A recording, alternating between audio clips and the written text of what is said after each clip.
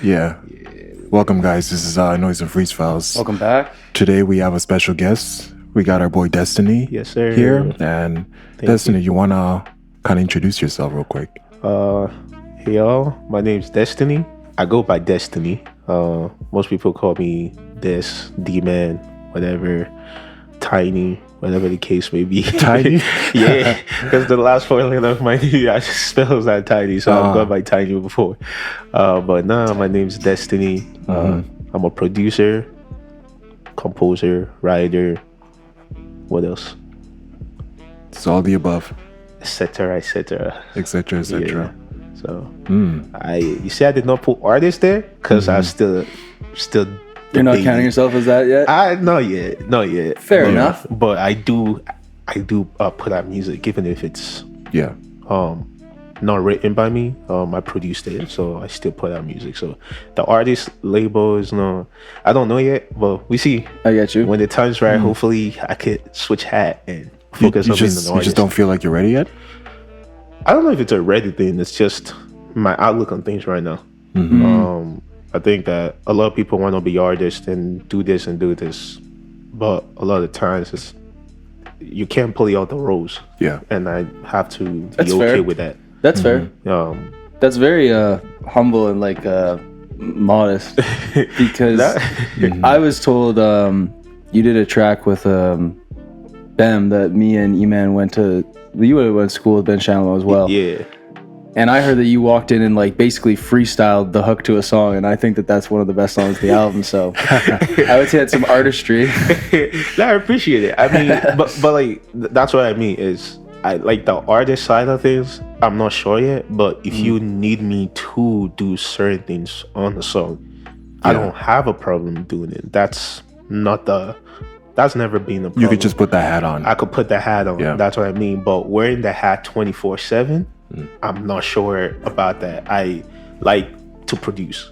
That's your favorite thing? That's my favorite thing. That's why fair. when using that same story is going in the studio, I went in as, okay, what do you want me to do? Because you never really gave me a direction. What do you need me to do? Yeah. And when I got it, I was like, okay, let's just do it like this. And the moment I needed to put the hat on, I could switch, put it on, and then once I'm done, I get up and leave. And funny enough, I didn't listen to that song. Really? I didn't listen to that song That's when so it was funny. made. So, because in my head, I'm thinking, okay, I'm coming back again to come redo the vocals. Yeah, They were yeah. like, no, we keeping it. I'm It's like, good. what do you mean you keeping it? They're like, yeah, we keep it. I was like, okay, I can't fight you because at that point, you're the creative director of everything. And if you feel like that's what's best for the song, so be it. Yeah. I'm okay with it. I get up and move on. So I didn't get to hear the song until maybe 2-3 sessions after. Yeah. And I was like, okay, I get your vision now. And the moment I understand the vision, I can't fight it. Because I can't see exactly how you seeing it from that standpoint. But that's what I mean. Just to kind of go back, it's I can't wear the hat of an artist 24/7. I like That's fair. I like privacy. I like my separate life to be Yeah. a separate life. So, but other than that, I think producing is one of the way I can always contribute. Always contribute, Good even answer. if it's through the drums, through writing, through composing, maybe coming in doing an ad libs here and there, because I've done that too, just doing Yeah. ad libs. So it's I can always just compose from how I hear it, how I see it, how I feel it. That's just how it is for me. Yeah. Tight. I fuck with that. Yeah. Yes, sir. All right, Destiny, bro. Take us from the beginning, young Destiny, who he is, and then compare it to now, this Destiny. What are the differences? Crazy question. That is a crazy loaded question. Yeah. Young Destiny. I think the environment in itself is different, but the realities of both are not that far fetched. Because growing up in Nigeria, I grew up in Nigeria till I was 14. Okay. So the environment were very, very much different, but the realities are not that much different, other than one is better in terms of what they provide, the amenities and all of that, Right. than Yeah. the other, But in terms of what the goal or how I've always envisioned the goal to be, Yeah. it's not that much Still different. life. It's very much still alive. I mean, creating is one way. As a young kid, all I did was play sport. Like I Fair. play sport. Like I was fortunate enough to be blessed with the talent to play sport and almost playing at pro levels and stuff like Oh, that. really? Yeah. So it's like I was on like I'm blessed with that type of abilities. And I think one thing I never realized young was how hard I know I can work because I always never really kind of give it 100%. You just have fun. Yeah. That That's so fair. so Yeah. it's like I never really get it 100%. But I think as time kind of went on, you can't play like that, especially when you know what you packed with. Yeah. You know, so I think musically, the ideas were always there. The drums, more specifically, were always there. Melodies were just floating around in my ears. I think the older I grew, the more I learned to accept what was in my head in terms of the sound. The younger me was always scared to kind of showcase it. Yeah. But the older I grew, the more I just learned to, if you sit with it long enough, it will make sense. Yeah, It may makes not make sense to the people outside, but it makes sense to me, which was the goal, is make it make sense to me. So I think the younger me was more a little bit timid Yeah. in terms of showcasing that ability. But the older me, I would say, is very much this like outgoing with it. I Yeah. think it's just time and place, knowing when to, knowing when to shut up, knowing not when to. The dream is still very much alive, which is just to produce or just Yeah. produce for me, produce for people, produce for pretty much anyone I could get my hands on. Yeah. I think more so now, I think the one thing is just putting God in the center of it. I think that's another big factor with everything that I think that's a big factor with the younger me and the older me was like finding a relationship with God has helped me to always not place God in the middle of it compared to younger me just making music for music. Yeah. I see. You know, so I think that's another factor that changed a lot. But other than that, I really can't. I won't say there's much difference. I mean, there's growth, of course. I'm not denying that there's growth in the ability, the skill set, the overall packaging of it. But I think that in terms of the creative aspect, not a lot has changed because old ideas are usually formed from new ones. Sorry, new ideas are usually formed from old ones. Yep, yep. You know, just cleaned up, refurbished in a way where it's presentable. And I think that's usually what I do a lot of the times is there's so much ideas I've always had stuck in my head. Yeah. I just Yeah. go back and just did like what fit what How I'm do you doing get right it now. out? I can relate to that. Yeah. So it's kind of like the exact same way. So I hope that answered your question. No, that's Good answer. a good answer. Okay. That's open-ended question. That's a good answer. I like that. Okay. Yeah. You had to answer it however you wanted. So, and that was Fair pretty. enough. That's pretty good. Fair enough. What kind of sports were you? Like a track guy, like a soccer, football guy? I was football. Yeah. Football. And then when I got to Canada, basketball. Okay. When I got to Canada, I almost got the chance. I almost got like the chance to go play for like one of the teams in MLS and stuff like that. Not but at the time it wasn't a thing like a contract. So I had to go actually do the tryout. But some of the Understand. things with coaches and stuff like that didn't pan out. Yeah. But with basketball, it was fun. This was Lethbridge, or did you go Calgary first? Or? No, like even while I was in Calgary. Yeah. So like That's dope. so when Calgary, God bless that city. Shout out my city. Yo. I'm not for Lethbridge for those people that don't know. I'm not Lethbridge bred, you know, like some of my folks. So Yeah. but funny enough, I found out he went to the school like close to my house, like not long ago. Bishop McNally. He went to Bishop McNally. I understand. So it's like my house wasn't like 10 minutes away from Well, there. yeah. So it's like I didn't know he went there. Me thinking he's from here. So Right. I thought the same as well. In contrast, it's in crazy. contrast, so it's crazy. But yeah, so when I was there, one of my really, really good friends, he's older, I think it was around your set too. He went to McNally. Still one of the dual pitch player I know, but he was the one that kind of like really, really sat me. And it was like, if you're serious, I'll teach you. And for almost 2 years, All he did was he just taught me, and he didn't just teach me how to play. Taught me how to read the game, how to see it. So during that time, he kind of helped me, and that's also something I transitioned into music. It's just like seeing it, Right. even without hearing it, you can see it. You know, so that was one thing I transitioned to. So when I came to Lethbridge, I tried out for the team. Yeah.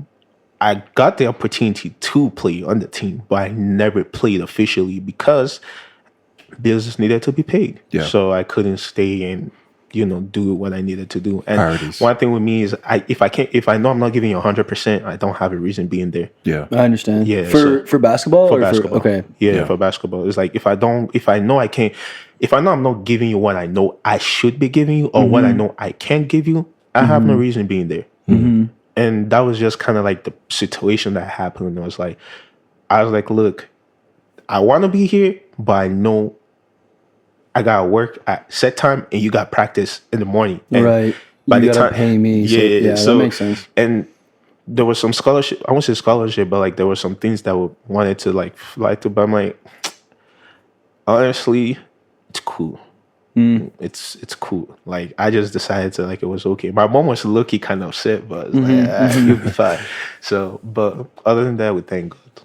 No, that's It fair. was good. No, I feel you, man. You wanna give us an idea of your creative process? I think it's different every time. Depending on what I'm making, it's different. There are days like for months I'll just start with drums. Yeah. There are days where, for the most part, I will say though, I'm usually like starting with the melodies, one way or the other. It could be chopping a sample around, or it could be just playing the melody. Or some of the time, like my voice note is my folder for all of the memos and everything. Yeah. So I just go back, listen to something, Yeah. and I'll just recreate it. Sometimes I'll have a sample on my computer. What I'll do is I just shout out Ableton, where you can just take the melody or just take the harmonies. Yeah. And they just take this, and then I'll just study the chords and rework it. Yeah. So it's like those are things I usually do. But lately, I think I'm challenging myself to see what I can do with different sounds and all that. I think for the most part, it's usually sample or melody. The 808 or the kick usually comes first in terms of drums. Okay. Yeah. It usually not all the time, but for the most part, That's like your metronome. almost. it usually comes first, and then the rhythm of the snare that those like. You make a mistake, you keep it in. Yeah. Right. Like it's never set. It's never on the 2 or the 4, just the 4, just the 2. No, it's never on that. It's usually like there's usually like polyrhythmic stuff playing in my head. So I try to break it down, even with the clap, the snare, and then I just create a new pattern. One thing I like is I like syncopation. Yeah. Okay. I like syncopation with like percussions. You play drums? I do. Yeah. Okay. Okay. I like syncopation. Guys speaking my language, bro. Yeah. 2 drummers. For sure. Yeah. Yeah, I like syncopations with percussions, and then I like the kick to either be very steady or in between the pockets. Yeah. So it's never too out of place, but it's also never too in place for you to predict. Yeah. Sometimes you can predict it, and that's okay. There's nothing wrong with it. But for me, it's just like, let's break the rules here. I mean, that's what music is for. That's It's what like, is it. Yeah. let's break the rules. So That's true. We try to do it that way for the most part. But yeah. Tight. Very cool. Yeah. Earlier you said something about you were talking about not like considering yourself like a full artist or not wanting to claim that whatever. And then part of the thing you said was you're like, I like to still like be private and everything. And I thought that was interesting because I didn't know if maybe it was both, but I didn't know if you meant that was like so a lot of people are like, oh, artists, like you have to be out there, you have to be selling yourself all the time, you have to be like, check me out, like very like not reserved, very like out there for people that you know. Or did that more so just mean like because if you're an artist, you're having a lot of lyrical content, you're spilling your whole life? I just thought that was interesting that you were like, I like to have like my privacy still, because producers can be more in the back. Yeah. I think it goes on, like it plays either, for me, if you ask me, I think it plays on both. Right. It plays from the lyrical standpoint, but it also plays on the fact that I don't like being around people for the most part. That's like, fair. And like, especially being in crowds, like Facts. I need, if I'm there, there have to be a reason. Mm-hmm. And when an artist, regardless of how, at least for me, how I perceive an artist, and some people may say, "Oh, you're wrong," but this is just how I perceive it. One way or another, you're always going to be out there. Yeah. I mean, you can still be out there and still remain private. That's just the way it is. That's the way it can be done. I think for me, I just don't like being out there all the time consistently for me to want to do that. It's something I'm also learning that, okay, maybe for now, this period is for me to be out there. Right. Maybe for now, okay, maybe the next 6 months, I should be out there. And then for the next, who knows, however, go back and just stay in the studio. Yeah. That's just me. I mean, even while I'm out there, I'm still working on things, but it's like there's a difference in coming out and staying out there. Yeah. And coming out, no, you're only here for a limited time, and then you go back. Right. So I think that it plays both. And from a lyrical standpoint, I think, and I believe that for me at least, people don't know me well enough in a way. So I think one of the best way I could put it is in the music. So I feel like if people actually genuinely pay attention, some of the things I'm saying or some of the things I've said is just me or things that pretty happen. personal. Like to that standpoint. So I believe that sometimes people ask the wrong question. So when they hear all they're thinking about, like, oh, this dope beat, this dope there, I'm like, I like that. But did you listen to the lyrics? Right. Because I feel like that's something that's kind of like dulled down nowadays. It's like So much. So it's like we So the beat carries the music, and then the words is just To carry the emotion. it doesn't. But that's what I'm trying to say. Yeah. It doesn't carry that. You know, a lot of the time we say we want good music, but some of the music we have are good. Are you listening? Is the question. That's I mean, no, I totally agree. You said that you came from a place of like you really liked like good storytelling and like so I mean, I think that a lot of that is lost. Like we had him on like a few episodes ago, but mine and Eman's roommate Sam, who I make a lot of music with. Sam listens to very different music than the both of us. Okay. Sam listens to a lot of like newer like melodic trap, sexy drill, or shit like that. All the Lils. And we've asked, all the Lils. That's what it, when someone says who do you listen to, he's like all the Lils. All the Lils. I told him he's got to stop telling people that because you know. But anyway, Beside Lil Wayne. we asked him like, what's the like why are you drawn to that? And he's always just said like he likes like the vibe and then the way it makes him feel and everything. And Sam knows all the lyrics, but like he knows that most of the time, a lot of it, depending on who the artist is kind of bullshit, or it's just like at least it's not like that deep, you know. And it's more so just like bring the vibe. And I don't know. I think about that a lot because a lot of people have said that it would go that way because as production gets so much better and like software gets better and people are trying new things, that makes more of a drastic change than like the biggest change I think for like vocalists has been like using pitch correction as straight up auto tune, like as an effect the last little bit, you know, like there hasn't been any crazy, I don't know, like Andre 3000 said it on what's it called? Hey Y'all, like the fun song. He said, y'all want to hear me, you just want to dance, you know, and it's very true. That's a sad ass song, but everybody thinks it's a party song. Yeah. But like, I don't blame people for doing that. For sure, yeah. Like, because I think we complain about the music, but I think it's also in the education system. Okay. I think we'll only say that in the music, but if we look at the education system, and I know because I was in the system, and in the sense of like I saw how technology affected me in the system. Right. You know, I remember I sent my sister something recently, and she was like, pretty much the video was talking about how, in terms of like things that in past generation cognitively was very much like something you needed to know and something that Gen Z as a whole in totality is feeling cognitively, from reading to writing to recall. So there's a reason for that. And I remember having a conversation with my friend, and I was like, the problem isn't like the tool. It's the fact that the focus of where we put the tools is wrong. We put laptop to help us with schoolwork. Yeah. But now we are adapting our schoolwork to laptops. Crazy. Laptops, yeah. You know, It's kind of true. It's a problem. And I know, again, I was part of the system, so I saw it firsthand. I was technically the experiments that they were doing. Right. So I think it's not just the music; it's part of it's a whole systemic thing.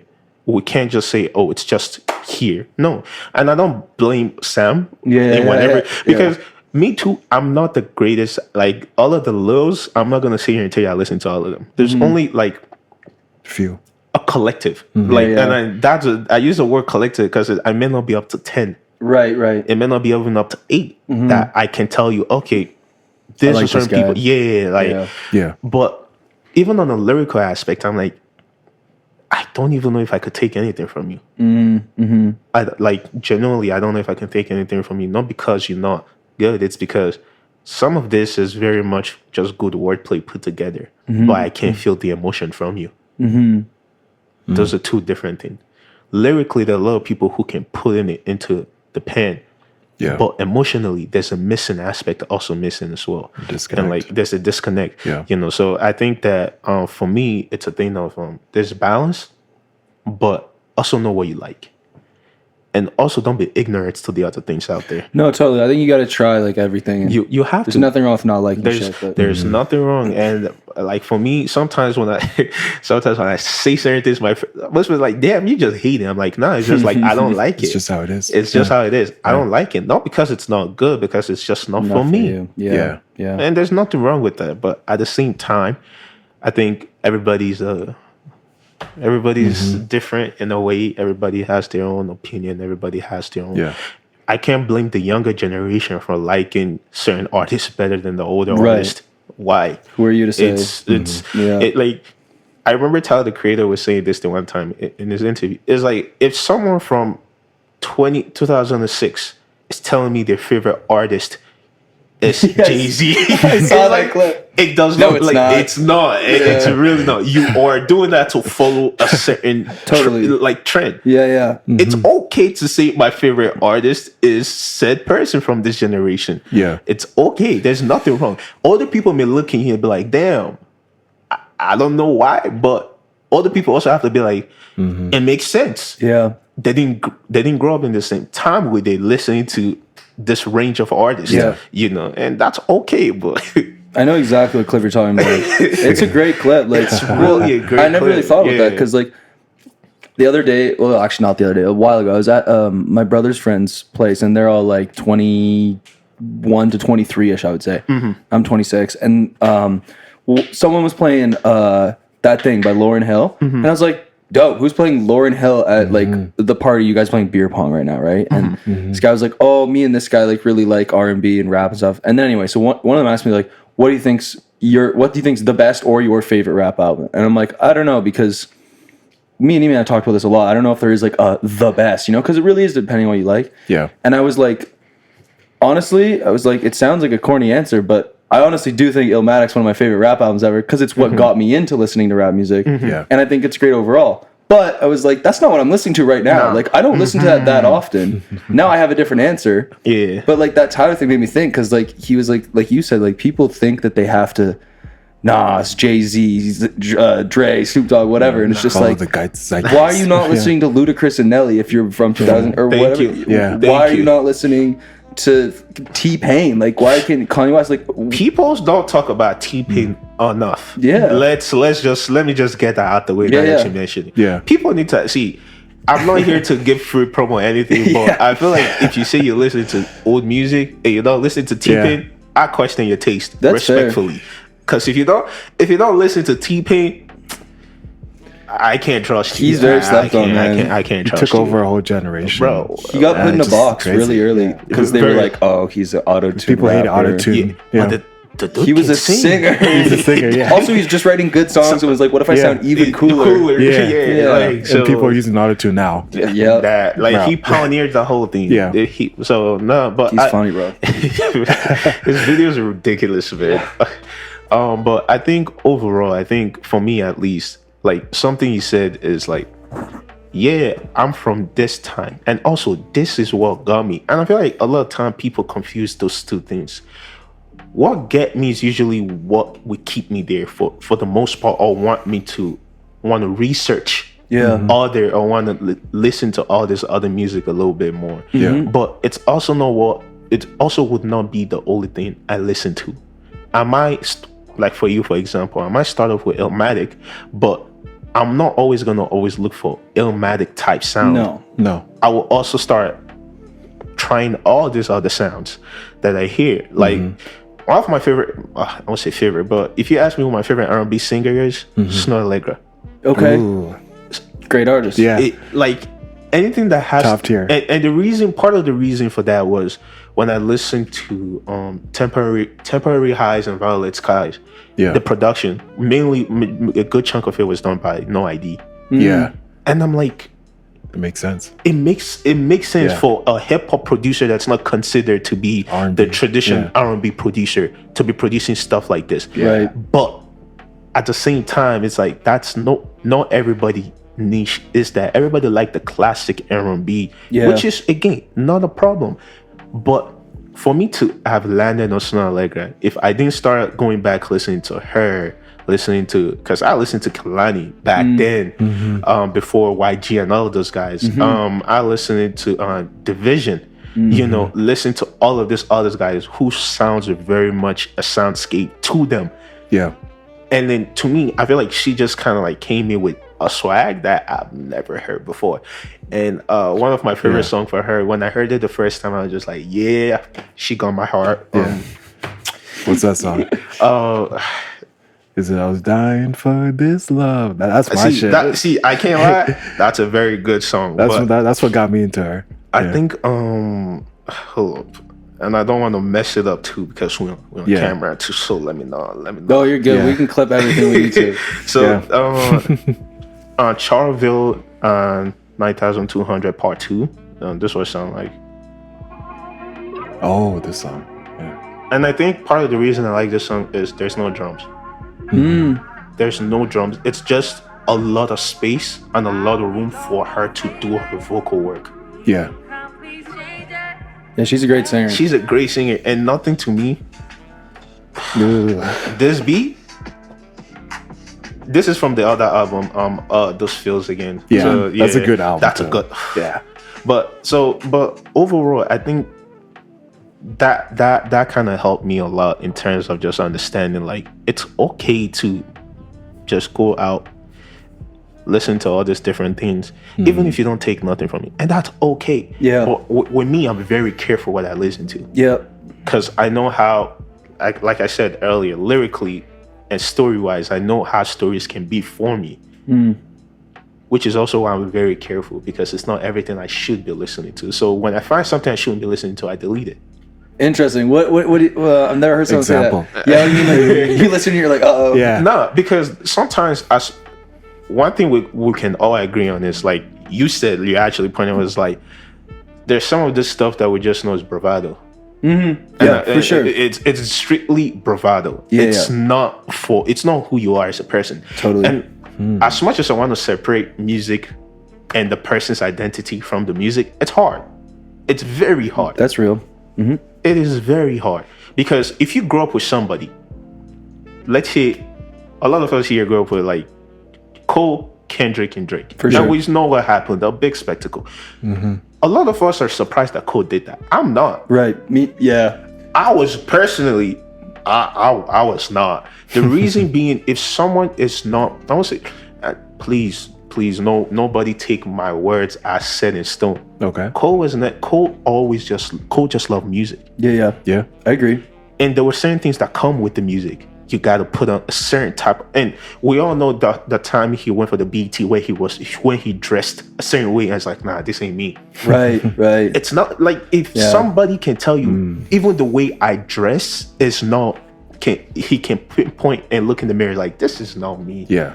Well, it doesn't surprise me, because when you know the type of relationship you'll have with somebody. I'm not speaking on their relationship. I'm just saying from my own experience. Yeah. If I know the type of friendship I have with someone, I know not to front. If I have a problem with you, I come to you and I talk to you. Yeah.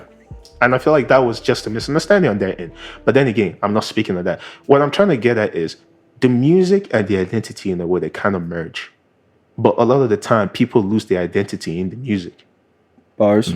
They forget their whole identity and let the music become their identity. Yeah, because which it's is what a people problem. want. Yeah. That which becomes a problem. And I'm like, I'm not falling for that. So when people start talking about certain lyrics that I know that it's not it, fam, delete. And the thing with me is I don't have a problem with that. Yeah. I would delete ASAP. Oh, but it's a good music. No, it's not. To me, it's not. Because you're lying. Yeah. Like, everybody here know, like, at one point, Kanye was our favorite artist.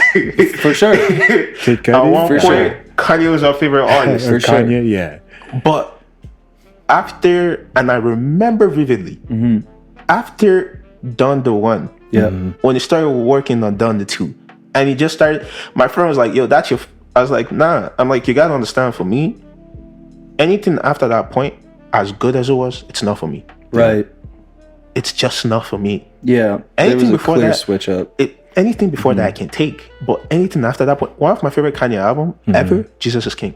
Oh, really? Jesus, That's fair. my Big God guy. Yeah. Jesus is King. But then even now it's the Life of Pablo. Yeah. That's one of my favorite. People's like, "But you have graduation." I'm like, look, to you, which again goes back to what we're talking Life earlier. Pablo slept on. It's very much slept on. It's a lot of people think, like, everybody knows it's good, but like I think it's a top 3 for me, honestly. But again, everybody have their own opinion. And when Absolutely. this comes out, watch people be like, nah, for real? Yeah. The Life of Pablo. Nah, The Life of Pablo, in my opinion, sonically, it's slept on. Yeah. Lyrically, it's also slept on. But overall, the overall arching message and the features, all of those things, they're slept on. Everybody want to talk about my Dark Twisted Fantasy. Yeah, bro, I everybody- don't blame you. It's a very, very grand, Great album. great album. Yeah. It's a very grand music. Everybody's on it. Yeah. But the fact that everybody's on it also kind of blurs the review from seeing something also great. No, that's fair. On the flip side. That's totally fair. That's happened to me too, whereby I've been so into this music that when this album dropped or when this other person dropped, I didn't give it the same attention Right. as I did this. And it's later on that's like, damn. Yeah. This was really a tough album, you know. It was like this. I is get really- you. Like, Yeah. So it's. I think just to kind of tie it back, I think for me that's the reason why it's like there's just certain things I can't listen to, and I think the main thing for me is just God. Point blank. Period. There's something I shouldn't be here. For me, that's just me. Fair enough. I just can't hear. That's fair. Yeah. I just can't hear. But we thank God nonetheless. You know? No, that's Yeah. fair. What's it called? When I listen to an album, let's say I really like that quite a bit, I'm not necessarily trying to like replicate that feeling. You know, I just want that feeling to remain in that spot. And so I'm not gonna probably go to like, maybe this is a similar sounding album. That's cool and all, but like, you know, I just want to stay in this lane currently at this point in my life. I get what you mean. Yeah. I think for me, mine is quite different. Yeah. I chase sounds. I think that's one thing you'll never hear. Like, I chase sounds. Yeah. I don't chase the feeling. Would eventually come, because that's one thing I know. Like, lyrically, that's where it has to. At least for me, lyrically, that's the other half of it. But the first half or the second half of that is the sound. Yeah. Is if I don't have it in the sound, it would be hard to replicate really lyrically. I get you. Yeah. You know, so for me, I chase the sound because one, it's also the easiest. So when you're looking for other material similar to this, it's like, oh, I see why it's different. Because I'm also trying to compare in a way without comparing to compare the music. No, I'm comparing the sound. It's like if Good Kid, Damn, for example. Yeah. If we look at Damn, top to bottom, classic album. Right. But chasing this particular sound of that album is so difficult, but it's so very easy.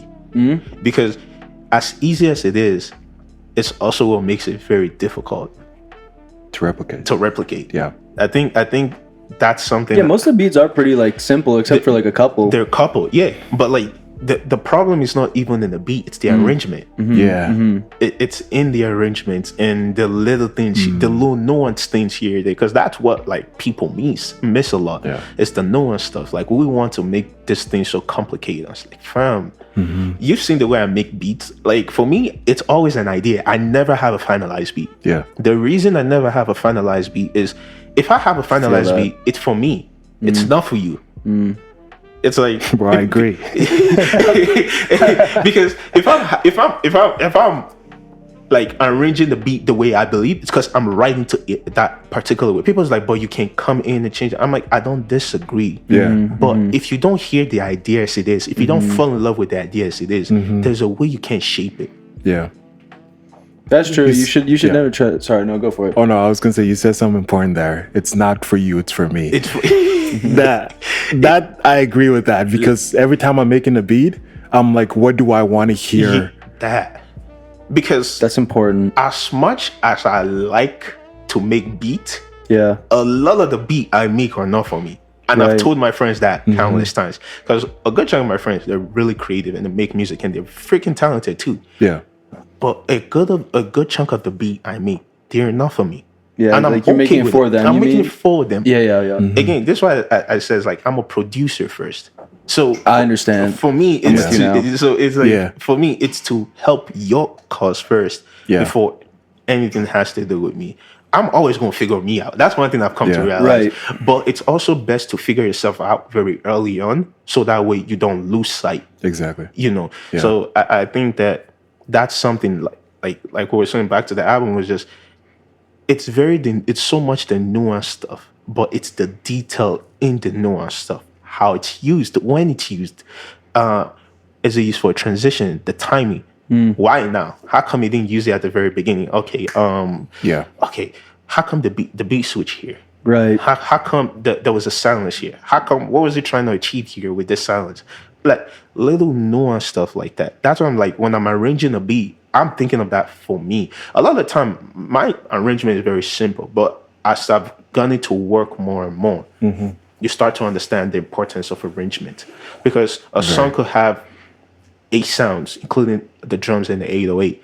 But if it's not arranged properly, it's tiring your ears. It get boring very quickly. Yeah. You know, but if you arrange it in a way where it's like you can still give it the rise, the fall, the peaks, the valleys. Very interesting. So it's like those things kind of play very, very big role. So that's something I've come to realize over time. Yeah. Just over time, it's like the arrangement is big. It's probably the most important. Probably I so agree. it's man. When I first started making beats, it was pretty much like that. Like you said, like I probably had 6 sounds. You know, I probably had like a snare, maybe a clap, hats, open hat, crash, melody line, maybe some pads. But it was like beat start, everything's in at once. Everything is at once. Yeah. There's some little change, but like if you build it up using every single one of those same sounds and then pull it out and do a bridge section by, I don't know, flipping around the chords, it's a whole different thing. A whole different. Yeah. And you didn't really do anything other than like be patient. Yeah. But I was just like everything at once, like this is hard. And then it's like my friends would be like, this beat's hard. And then literally 20 seconds later, they'd be like, all right, like, is it going to change? Yeah. Yeah, too much. It sometimes, I mean, there's nothing wrong with the same beat playing over, depending on what you're making, and I think that's also key, because like,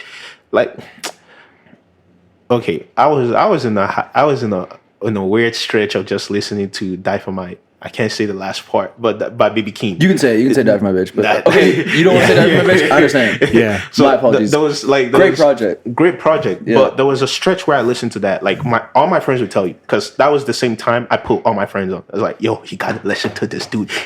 I remember one of my friends called me 2 years, like a couple years after. It's like, you were right. Yeah. It's like you were. It's like I'm like, what do you mean? It's like you said that he's gonna blow in the next 2-3 years. I'm like, if my thing is not, I have this crazy information or whatever. Really crazy. Yeah. I love the rain, man. Me too. I like this ambience right now. Yeah. It wasn't the fact that I had this crazy it was a thing of it was a thing of when you listen to the music, when you listen to the production, at the time when you listen to it lyrically, because he was what, 19 when he made that. Yeah, he's pretty young. Was pretty young. I have to look it up, but yeah. When you look at it from, because he's around the same age as I am. So it's like when you look at that from a 19-year-old perspective, and then Melodic Blues came out, I'm like, it's smart. It's very smart. Like strategically in terms of sonically, and strategic, like smart in terms of even the way he was produced. Yeah. And that's the scary part. Is that album kind of like when I sat there and I listened. One thing about me, when I love an album, I'm looking at all the samples you're using because I want to see what makes you make the decision. So sometimes I like that. Sometimes I won't go back and recreate it. Yeah, I'll find the sample, I'll recreate it, I'll do it, but I won't save it. I'll just delete it because I'm just looking at your decision. You want to try flipping yourself? You mean like do it your own? Yeah, okay, so it's like cool. that, but then it's also like why? Because when you listen to a sample, nowadays a lot of people don't listen to the whole sample, which again is not a problem. Yeah.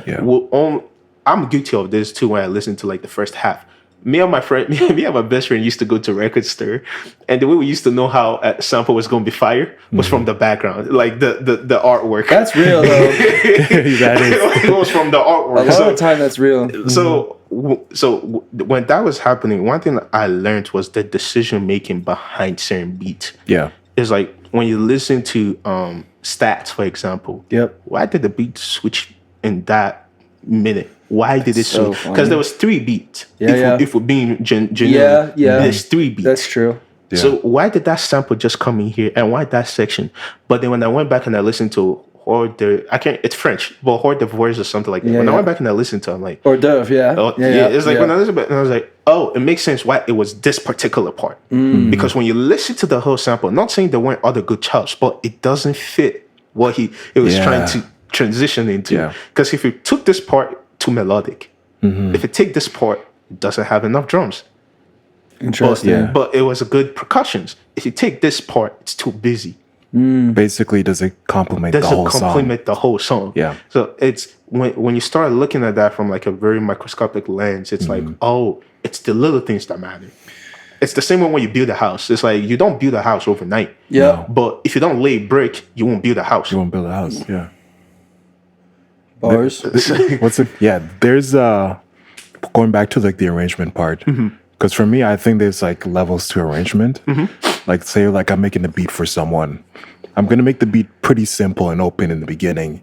And once they send that verse in, I'm going to add more stuff into it.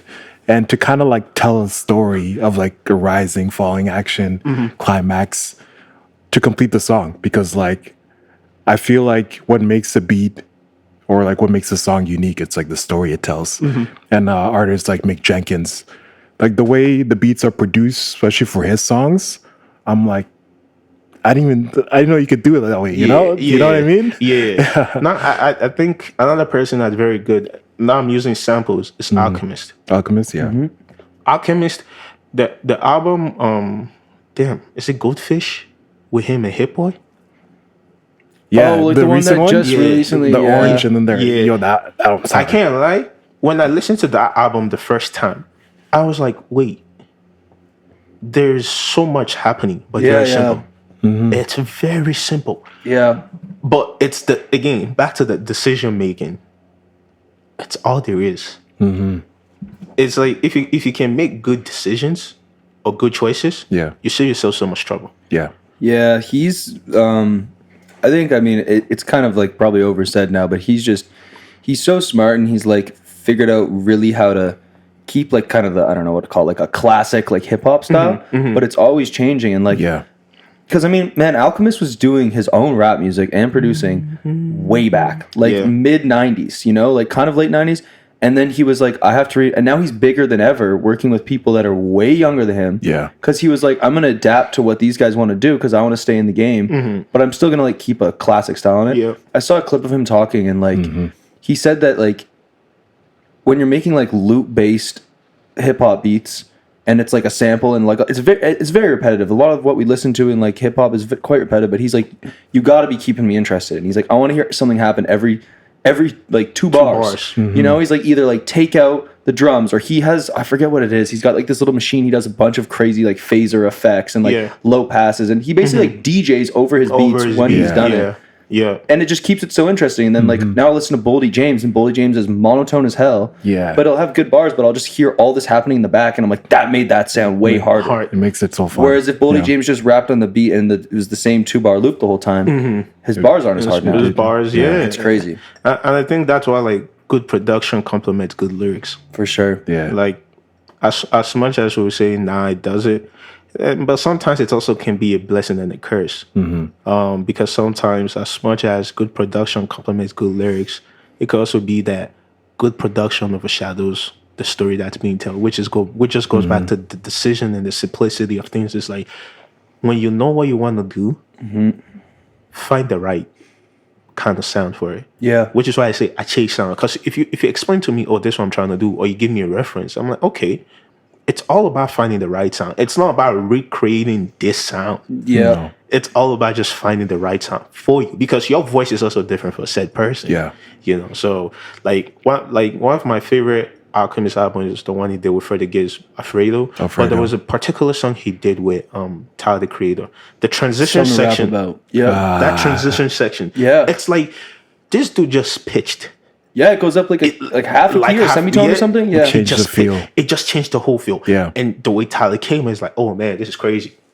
it is kind of nuts actually. Like how very simple, same guitar sample over. Same thing, but it's like the rapping style changed though. The feeling of the whole mood changed, because what Freddie Gibbs was doing was a little bit too hard. It was hard. You got to switch it back up a little bit. Too many good memes about that. You know, so The most beautiful sample ever. But when Tyler came in, it was quite different. It was very, very quite different. It was differently good. Yeah. It wasn't bad. And I think that sometimes people are scared to do that, including myself. Yeah. Because sometimes it's like, damn, this is too simple. You're looking for the most crazy thing you want to do on the track. Like, nah, sometimes just shut up.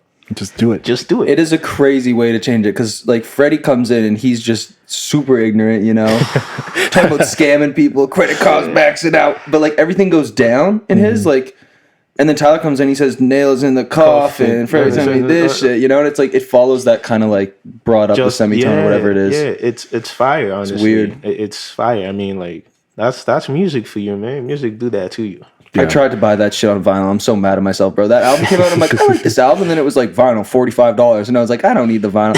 And then I really like that album. I'm like, I'm gonna buy the vinyl. It's like $280 everywhere. Yeah. Wow. Yeah, they don't. It's out of print. Like they haven't made vinyl for it for so long. No, it's. But I've been collecting like vinyl albums I like. And terrible idea. Don't do that. You lose so much money. I mean, it depends on the vinyl. But it's dope. It depends on the type of vinyl. At least for me, like I know the type of. The one vinyl I know I had, but I don't know who took it or where it got misplaced. Yeah, was the Dave on "We're All Alone in This Together." Dave, like the UK rapper. Yeah. That like my favorite rappers, Kendrick and Dave. Fair. And like Cole, of course, on that list. But if you ask me, like in terms of what I like to hear on the record, they're pretty much like kind of encapsulated. Dave is crazy, and I would say like he's finally starting to get more recognized and played in North America. Like everybody in the UK knows who he is, right, and how good he is. But like the other rapper from UK, I feel like, and I won't say he's quite older, but like Kano, yeah. Jeez, like I went back, top boy legend. Like I went back and I started listening to like all my UK stuff, and I'm just like. There's a clear advantage with UK and non-American rappers. The thing is, a lot of non-Americans don't pay attention to UK, so some of the things they're saying is just going over here for sure. So, but the one thing I will say with like Dave particularly is just that for me, it's hard to find somebody who write like he's having a conversation. Sometimes, not all the time.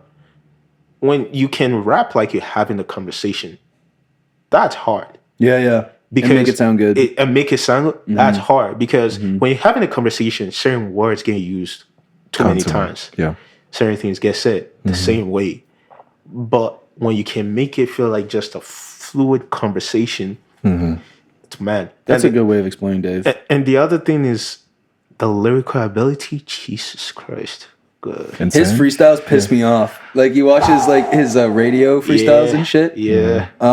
I think the craziest thing about Dave to me is that he can be such like he's super personal on a lot of tracks. He's very introspective, you know, but then he'll also have hits And that's like the with like balance. R&B artists, and like he'll have, oh man, what's that song I just heard? My girlfriend's really into Thames right now. Oh, and he's got a Radiance? track. I think so. Maybe it's like a newer one. Yeah, it's Radiance. And it's weird to me like that he's on there, like, and he is like most like lyrically, it's like pretty like, yeah, this is a hit song, but it's still like Dave, like it still feels like still what he's feels saying like him. matters, and it's like I don't know. I'm like, wow, you kind of have like some bars in here, But that's he the didn't have to. He didn't have He to. could have made it just sound like cool. And that's the thing. It's the balance. That's what I'm Yeah. saying. Like for me, I like people who can.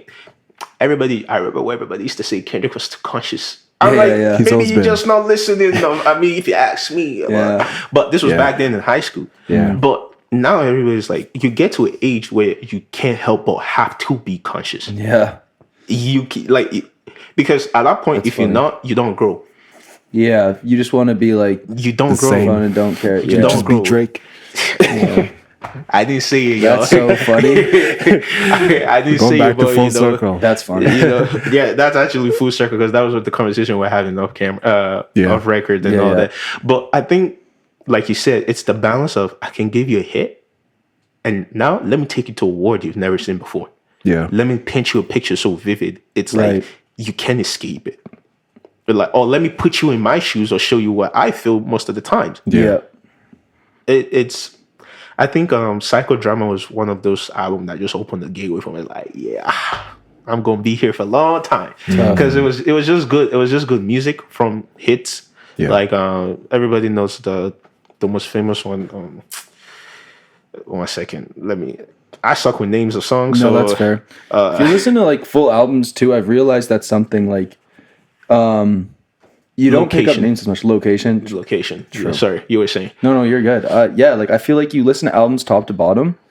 It means you're listening to the album. You're not checking your phone every song. You know, you're not clicking one. Yeah. Like when Alfredo first came out, that was one like the first hip hop albums in a while that I was like top to bottom all the time. I Really? didn't know any of the like for like a little while. Like I listened to a lot of like albums, but I was like a lot of the time I just didn't download the whole thing, and I was like, man, this whole album's great. And I ended up not knowing most of the songs' names until recently because I And you know what? I feel like people needs to start doing that.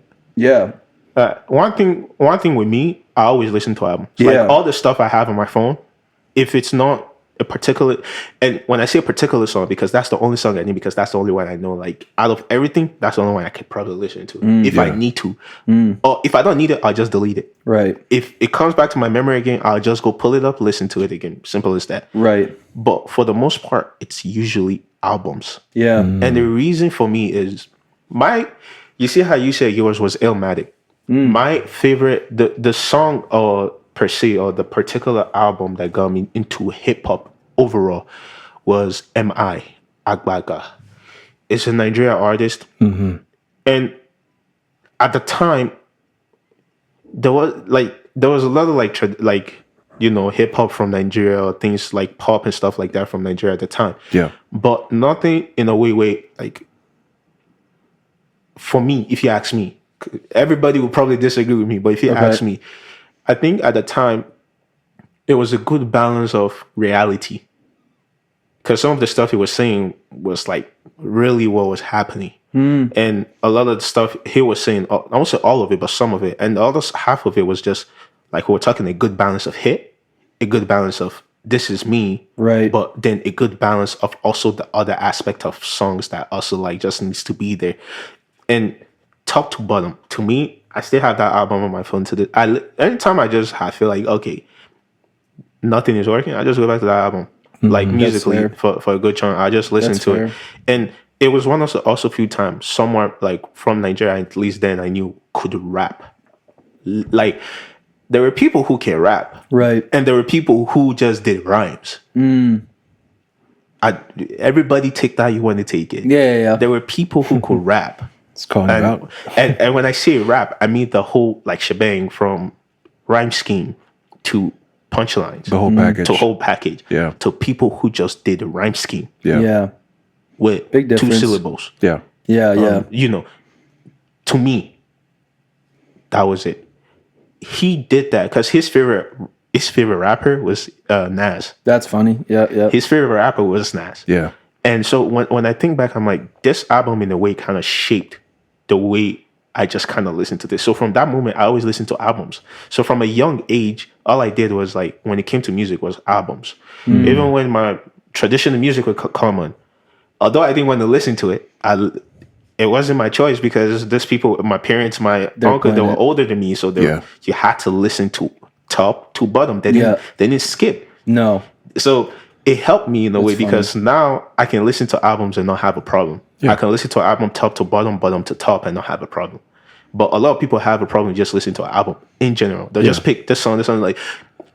That's why I don't get Drake fan. I'm sorry. That's why I don't get Drake fans. Fair, bro. Because a lot of them, at least the one I've seen, not all of them also, but a good chunk. You have this song, and you telling me the whole album is good. I can't take your stance. It don't make sense. That's so fair. People who are like, that album's fire, then they can name like three songs. Yeah. And the worst part is you go on your phone, you go on Spotify or Apple Music, and you see, when you download like particular music, it still have the album cover, and then you click on it, and it's like 4 out of the 16 songs. I'm like, fam. 2 green check marks.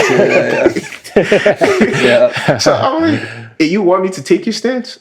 Yeah, that's funny. Unfortunately, I cannot trust your stance. That's funny you said Drake fans too. No, because that's real though. It's the facts. Yeah.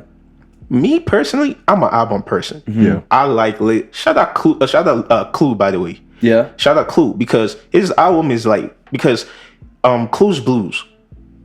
Bro, that album, in my opinion, floats too much under the radar. Too much. And the reason, and of course there are reasons for that, but I think that the reason people can't sit and listen is because a lot of people don't have the attention span, but also a lot of people aren't interested. They just listen to music for vibes. Clues Blue was one of those albums that kind of made me just sit there. I remember when it came, I called him after. I was like, yo, this is cold. Because I was at work.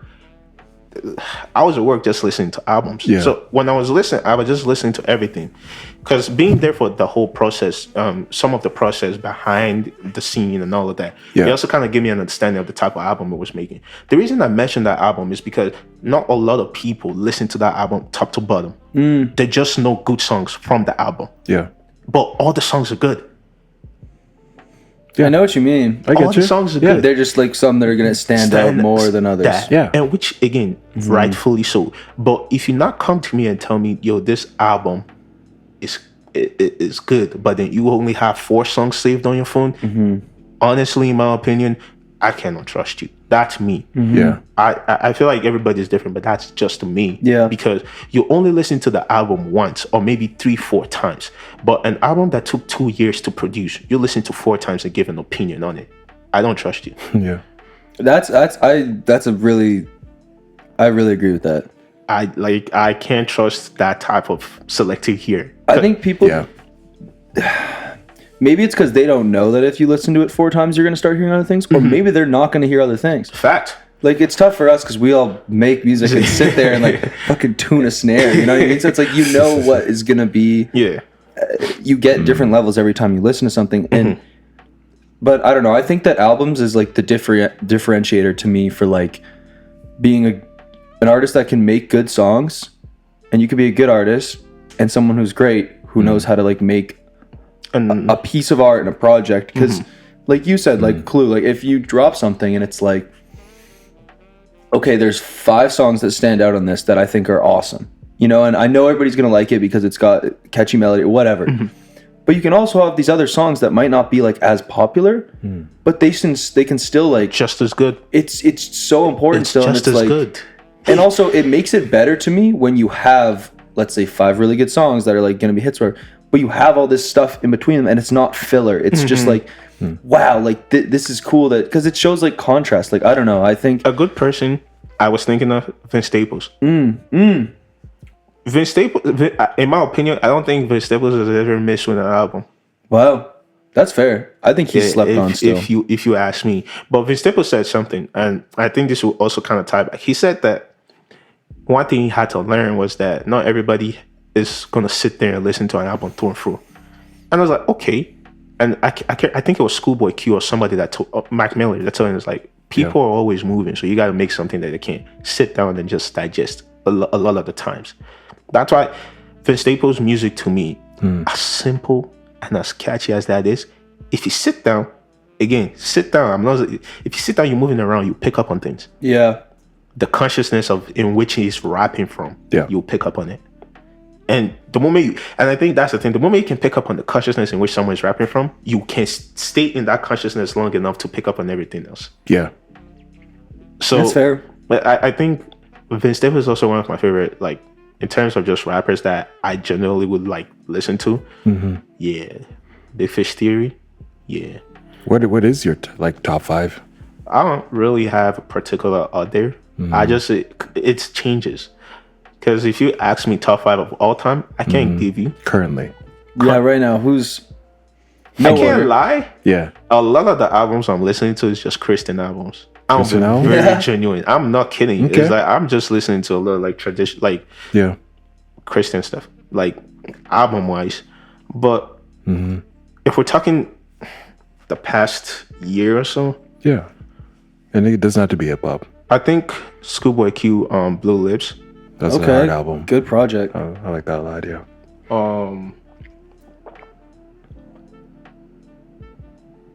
I'm not gonna put no Kendrick stuff on there before people is like, oh damn, you did this. Like, 2 nah. buys. Whatever you want. Yeah. I'm not gonna put it. Let me just put that aside.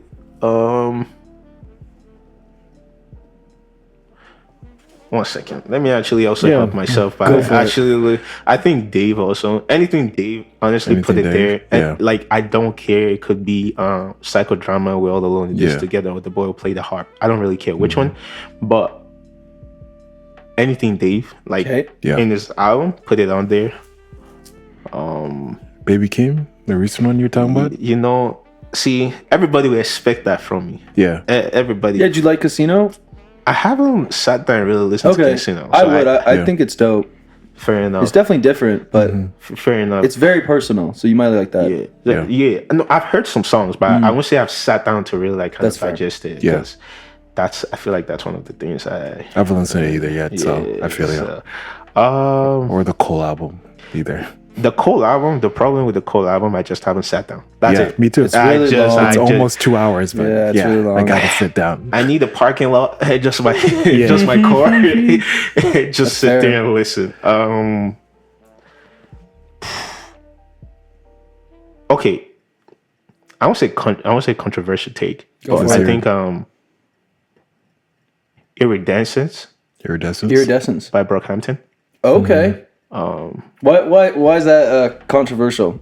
because that album in particular wasn't supposed to be that good. Oh, At least from the way everybody kind of took it, it wasn't supposed to be that good. Clips, oh, the newest. yeah, and Hard GID. Yeah. project.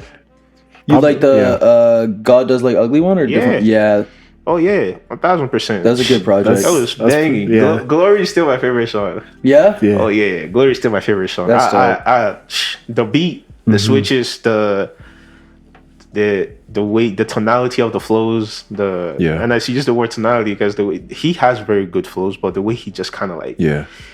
he just gave it a new, at least to me. I'm not speaking for anybody, but anything that just like he good gave new- it a new way to just like Yeah. kind of like glide through the beat. So yeah, When you were saying like albums that you can listen to back and forth, I've went 10 times back and forth with that album. the Glory one, Yeah. the GID one, No, the Clips. the clips. The Clips album. Let me tell you something. Like the production, it's just so me good. and one of my good friend.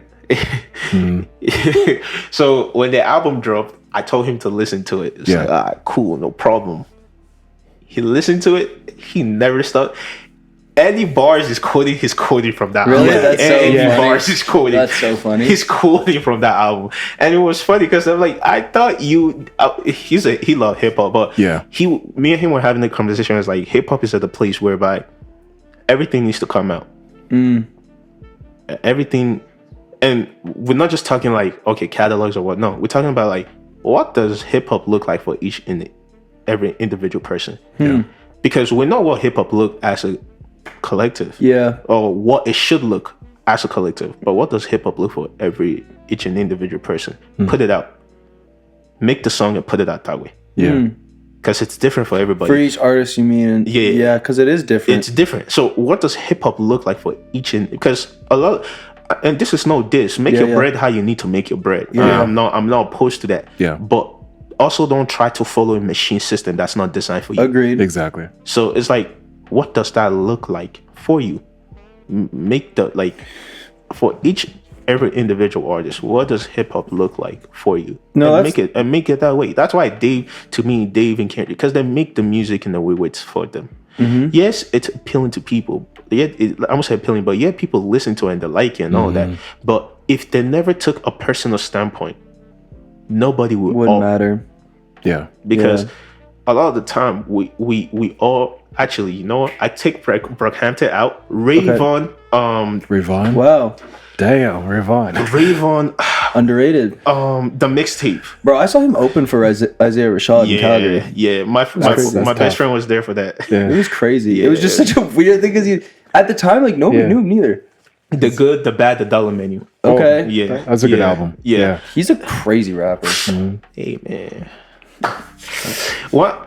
Okay, you know what? I have to add another person. I know I said five. Let's hear it. I know I have to add another person. Yeah. Go for it. You guys should go listen to Suave. Suave. Suave. SWAVAY. Suave. I know somebody named Swarvy with an R, but that guy's like, I think I have like one song by him, so on my phone's. Okay, yeah. Him. You guys should go listen to I'll him. give him a follow, yeah. Suave. More particularly, the album Altiman Son.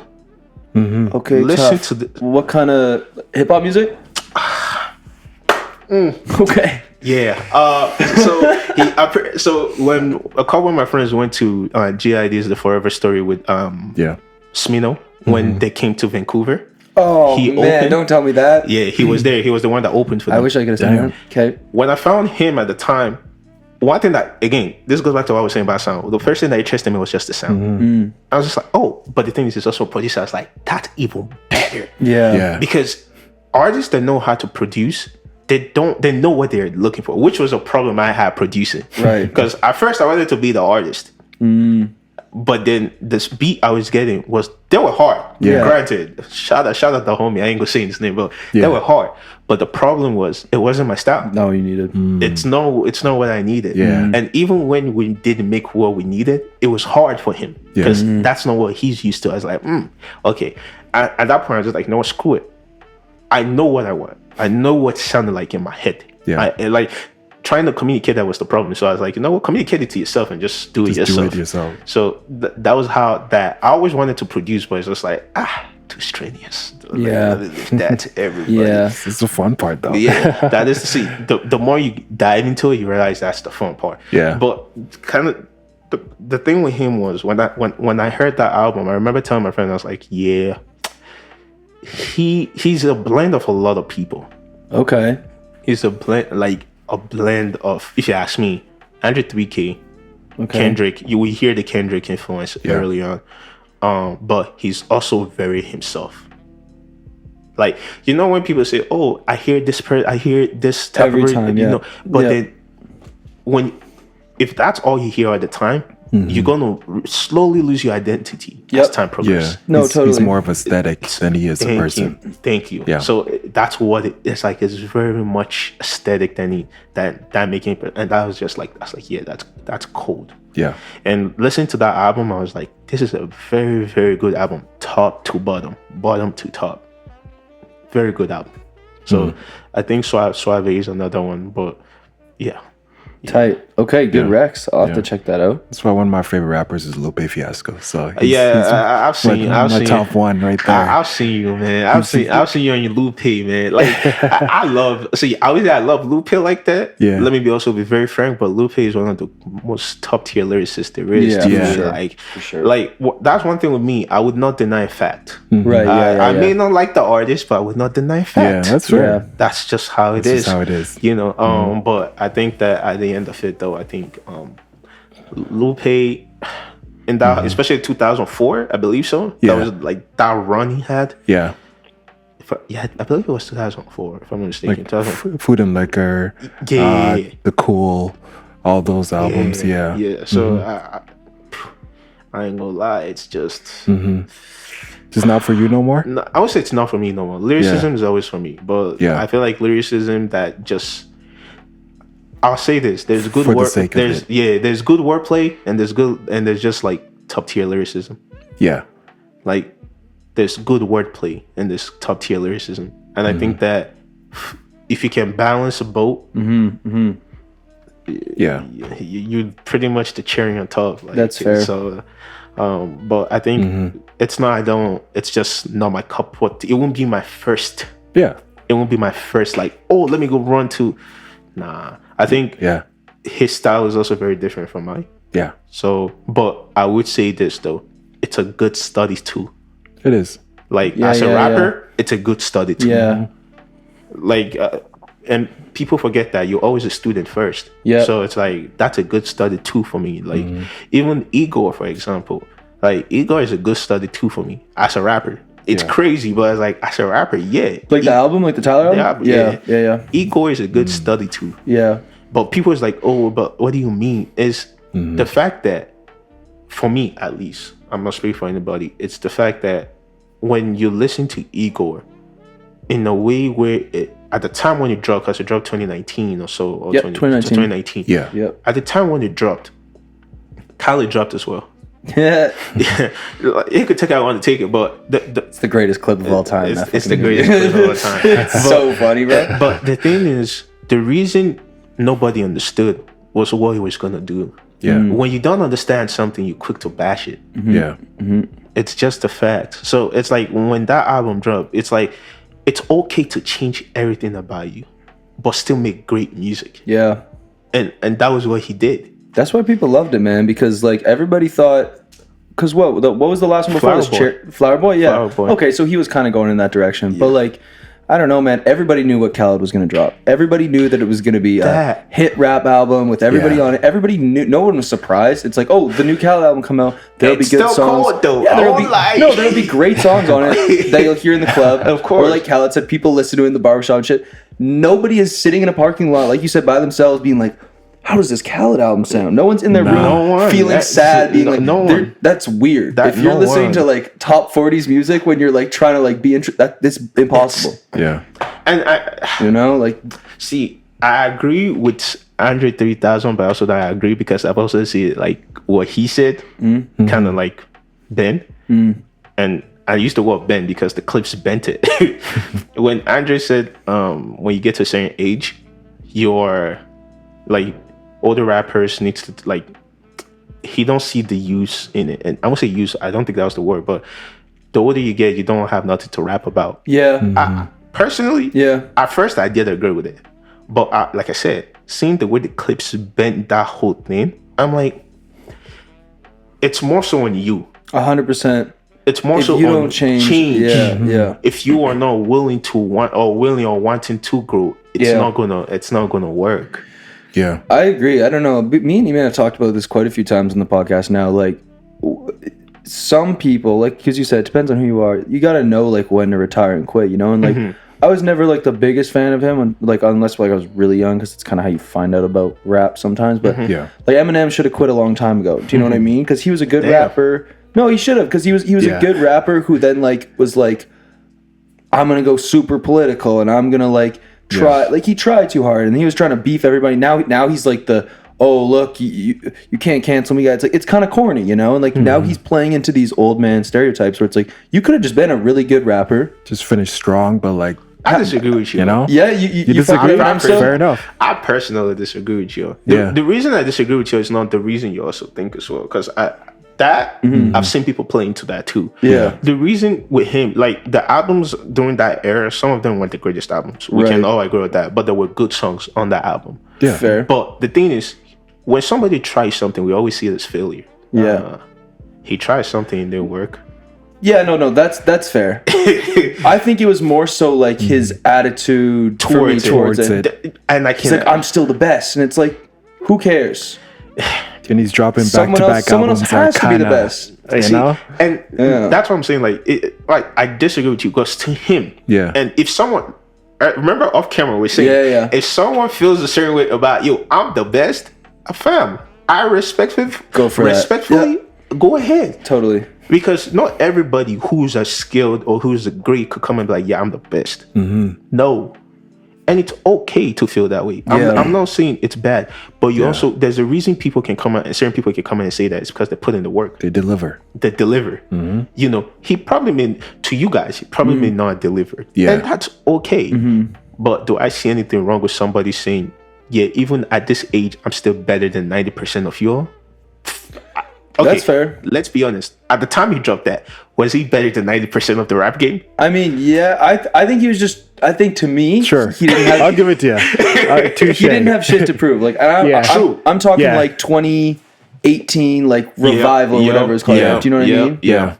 And it was just like he's already done so much. It's like we already know you're there. And it was a really tough time because like I hate the term SoundCloud rap, but like all this like melodic like trap shit was coming out, and that's what people wanted. Not saying, obviously Eminem's better than 2018 Lil Yachty and Lil Uzi, do you know what I mean? Yeah. But he wasn't making cool shit that sounded like that people were like, damn, this is dope, this is new. He was still going on there going, like, I don't know. I think people were tired of that, and he just couldn't really adapt with like he was the like, you times, have to know I'm the goat still. But you know what's crazy though? Yeah. I feel like if we think about it now, if we look at the transition of hip hop, even till now, I think melodic rap, in my opinion, eventually, it might not die out, but it will slow down. It'll slow down, yeah, of course. It will slow down in a way where it feels like it's dying out. I think it'll just like turn into something else. Like we're gonna have like trap R&B more now. Of course. You know, and I think that like those guys are gonna be classified in that group rather than be like But that's the problem, because there's so many fractions. Yeah, it's crazy. Hip hop's crazy now. There's so many fractions. Like if we look at rock and roll, there's no like we have heavy metal and there's rock and roll. But there's no fractions within that. Yeah, If we look at pop, there's no fraction within that. It's always going to be that. It's always going to be that. If we look at what they call it, EDM, there's no fraction within that. If we look at all these genres, there's no fraction. Why is there so many fractions in hip hop? I think it's the only genre that like, because you were talking about storytelling. Yeah. You could have a great rock and roll song, let's say, right? And it could tell you a story. Like everybody always talks about the Beatles and like how good John Lennon and Paul McCartney were at like writing like songs like lyrically. Yeah. And I agree, but guess what? They still have to sing those songs. Hip hop, like if you do it right, you don't talk, but you can have a conversation, like you said, and you can get way more of a message delivered in that. But then also you can have these guys that are literally yelling ad libs, and that's still in like a hip hop. So it's kind of crazy. It's weird to me. I just look at that fraction as division, in my opinion. Yeah. I think that everybody's trying to make subgroup. Yep. To kind of fit them. Again, there's nothing wrong. But why can't it just be everybody's just under the same umbrella? But because for me, at least how I'm taking it, it's like there's this fraction here, but we stay under here. It's like it's like think of it. This is the craziest analogy I can think of. It's like think of a record deal. Okay. You sign to this company. Yeah. But this company is under this company. Under the umbrella of this company. It's like OVO is owned by whoever's owned by UMG. Universal, all that. So it's like, why are we going to like? Can't we just embrace the fact that it's all hip hop? Yeah. Like that's interesting. I see it both ways. No, fair enough. Everybody's totally individual and different, and everybody's like a big. Yeah. But the thing is, no, like if we're being genuine, not everybody accept everybody though. That's so true. Yeah. So it's like if not everybody accept everybody, we can't all say now that we coexist happily together. Right. But if we look at pop, there isn't that. If we look at R&B, now R&B is having that. It's also like at least it was one of the most like competitive genres. It is. It like, still is. Like you could see interviews of like pop stars and like rock and roll artists and like probably even EDM DJs. Yeah. They'll like, they're like competitive with each other, being like, I don't know about those guys, but like there's no diss records. Like that wasn't a thing. And then like hip hop, like a lot of it was battle for like a long time. Yeah. Kendrick Lamar like was an artist that was popular, but realistically, I think the first time he really got put out like in the public image and shit was Control. Like that verse, LeBron James tweeted, "Who is this Kendrick Lamar guy?" You know what I mean? He's like washing Big Sean, and Jay Electronica's on that song. I think honestly, in my opinion, I want to disagree with you on that. Okay. The reason I disagree with you on that because by that time, Good Kid, Mad City came out, and at the time it was the biggest album. Was Good Kid out? Yeah, It was the biggest. Yeah. Oh, I thought Control was before that. Okay, so then I have my timeline messed up. No. So that's why I disagree with you on that, because Kendrick was at the time I won't say the biggest, because Drake was still Good doing Kid this was thing. huge though. Good Kid. I totally thought Control was like before that. So okay. That was after, because I think this was before To Pimp a Butterfly. Definitely before. Yeah. Because the Controversy was before To Pimp a Butterfly. Okay. Yeah. So, but no, I honestly, I think, in my opinion, I think that's it. I think that there's so many fractions, and the thing with fractions is like it's easy to crack. If like that's why like hip hop is in a weird state to me. Yeah. Fractions makes it easier to divide, especially when not everybody's accepting everybody. Yeah. That's just the plain old truth. My thing is I think hip hop has always been like a fractured genre, and the reason why is because there's so much elements of hip hop that's taken from other genres of music, like sampling. Yeah. Like, and you have these different periods of just like his gangster rap. Yeah. There's like club, like hip hop stuff. It takes like so much components. Yeah. Towards, what am I trying to say? Just like it borrows a lot of ideas from other places where there's no like fundamental ideas that are like, this is hip hop. You know what I mean? The only fundamental idea with hip hop is drum breaks. Drum breaks. That was foundationally where it started from. Yeah. And then you start adding stuff like the Apache sound, like I don't know if you guys know that. That drum break? Yeah. Yeah. So it's like that whole thing to me was just it. I don't disagree with you. Yeah. But it's also our weakest point. Yeah, of course. As much like and I think that's why I can also say I see why people love hip hop so much, but I also see why people don't like hip hop so much. Because as much as I would say, it's our easy I love hip hop. I still love hip hop. I still love to make music. But the thing now is, can everybody be okay with everybody? Hell no. No. Bro, my parents, if I play them like... Honestly, my parents like some Kendrick Lamar songs. If I play them one Playboi Carti song, they're going to have a heart attack. Do you know what I mean? I don't blame them.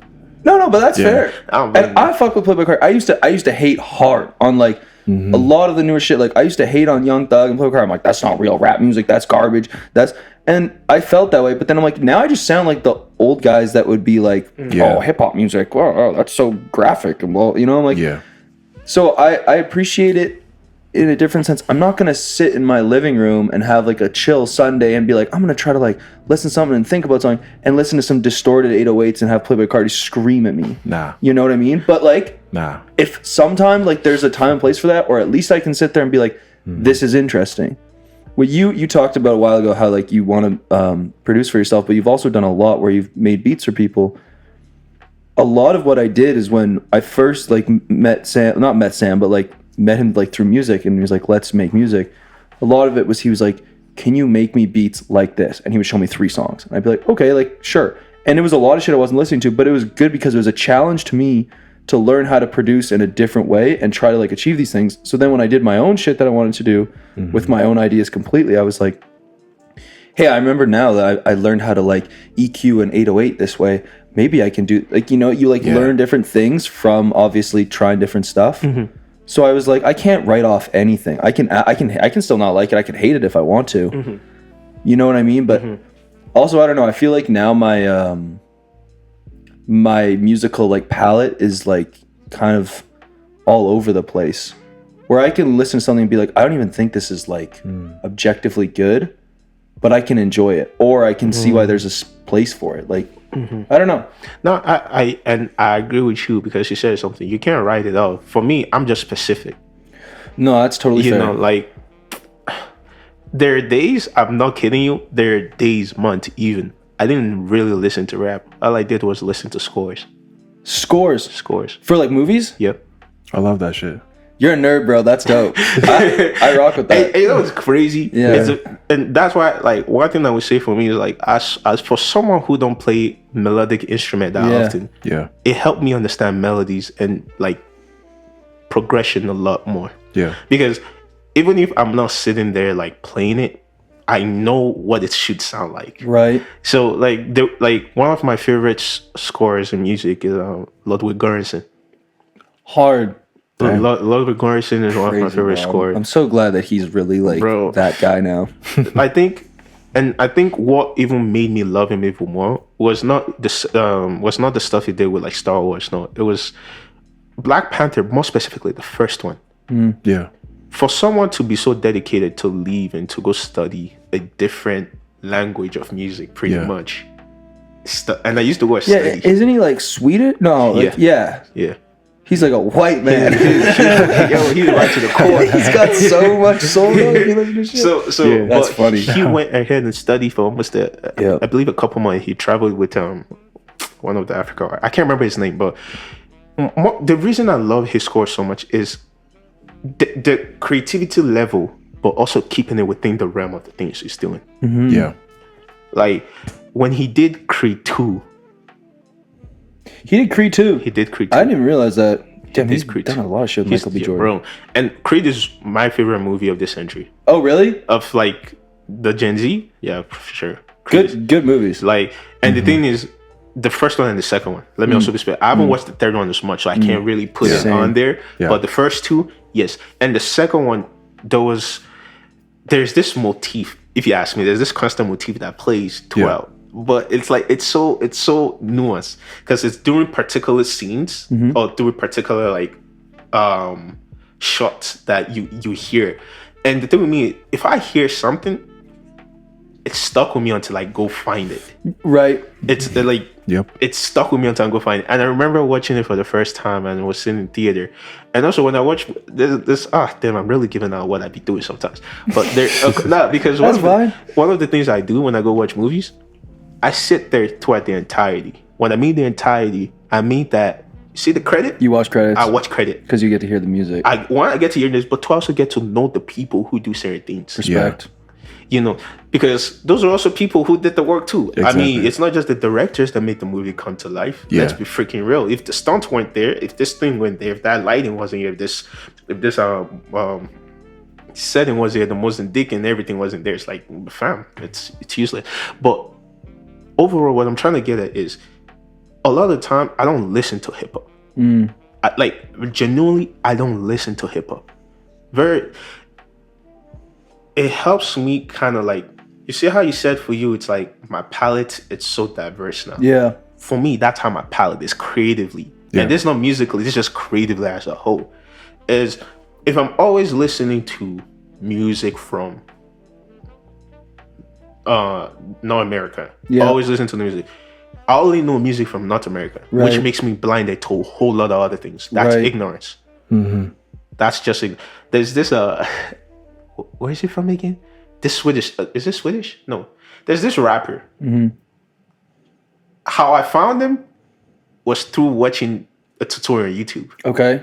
You know, everybody here know what's his producer name? It's one of Drake's producer. 40? Not 40. Boy Wonder? No, Boy Wonder. He's not. Don't think of him as a non-American. He's not non-American, but we know him because he also did Travis Astro World. Yeah. The beat switch.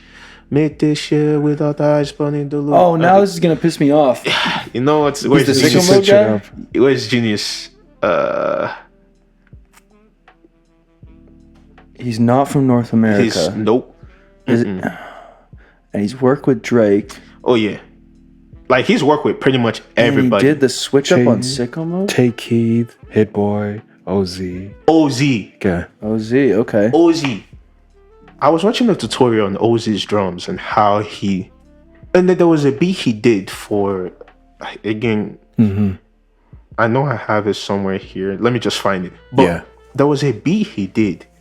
And when I tell you, I ransacked throughout my whole, I ransacked through the internet just looking for this beat. Like, this particular beat. Did I find it? Kinda. I kinda found it, but at the same time, I didn't find it. Because it wasn't to the T. And that was the problem for me. It's like, I needed it to be to the T. How it's sounding out, that's how like down to the details I like things to be. Is I need it down to the T. I can't find the album right now, which is pissing me off. Y'all good. But all to say was that when I found this was someone I don't know. And when I say I don't know, I've never listened to this person in my life. I don't know what record.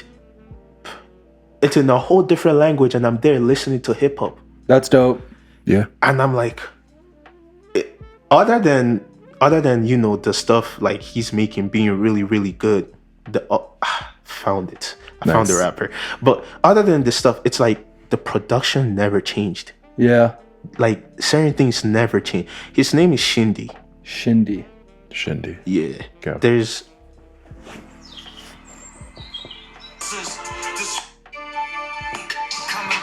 listen to this beat.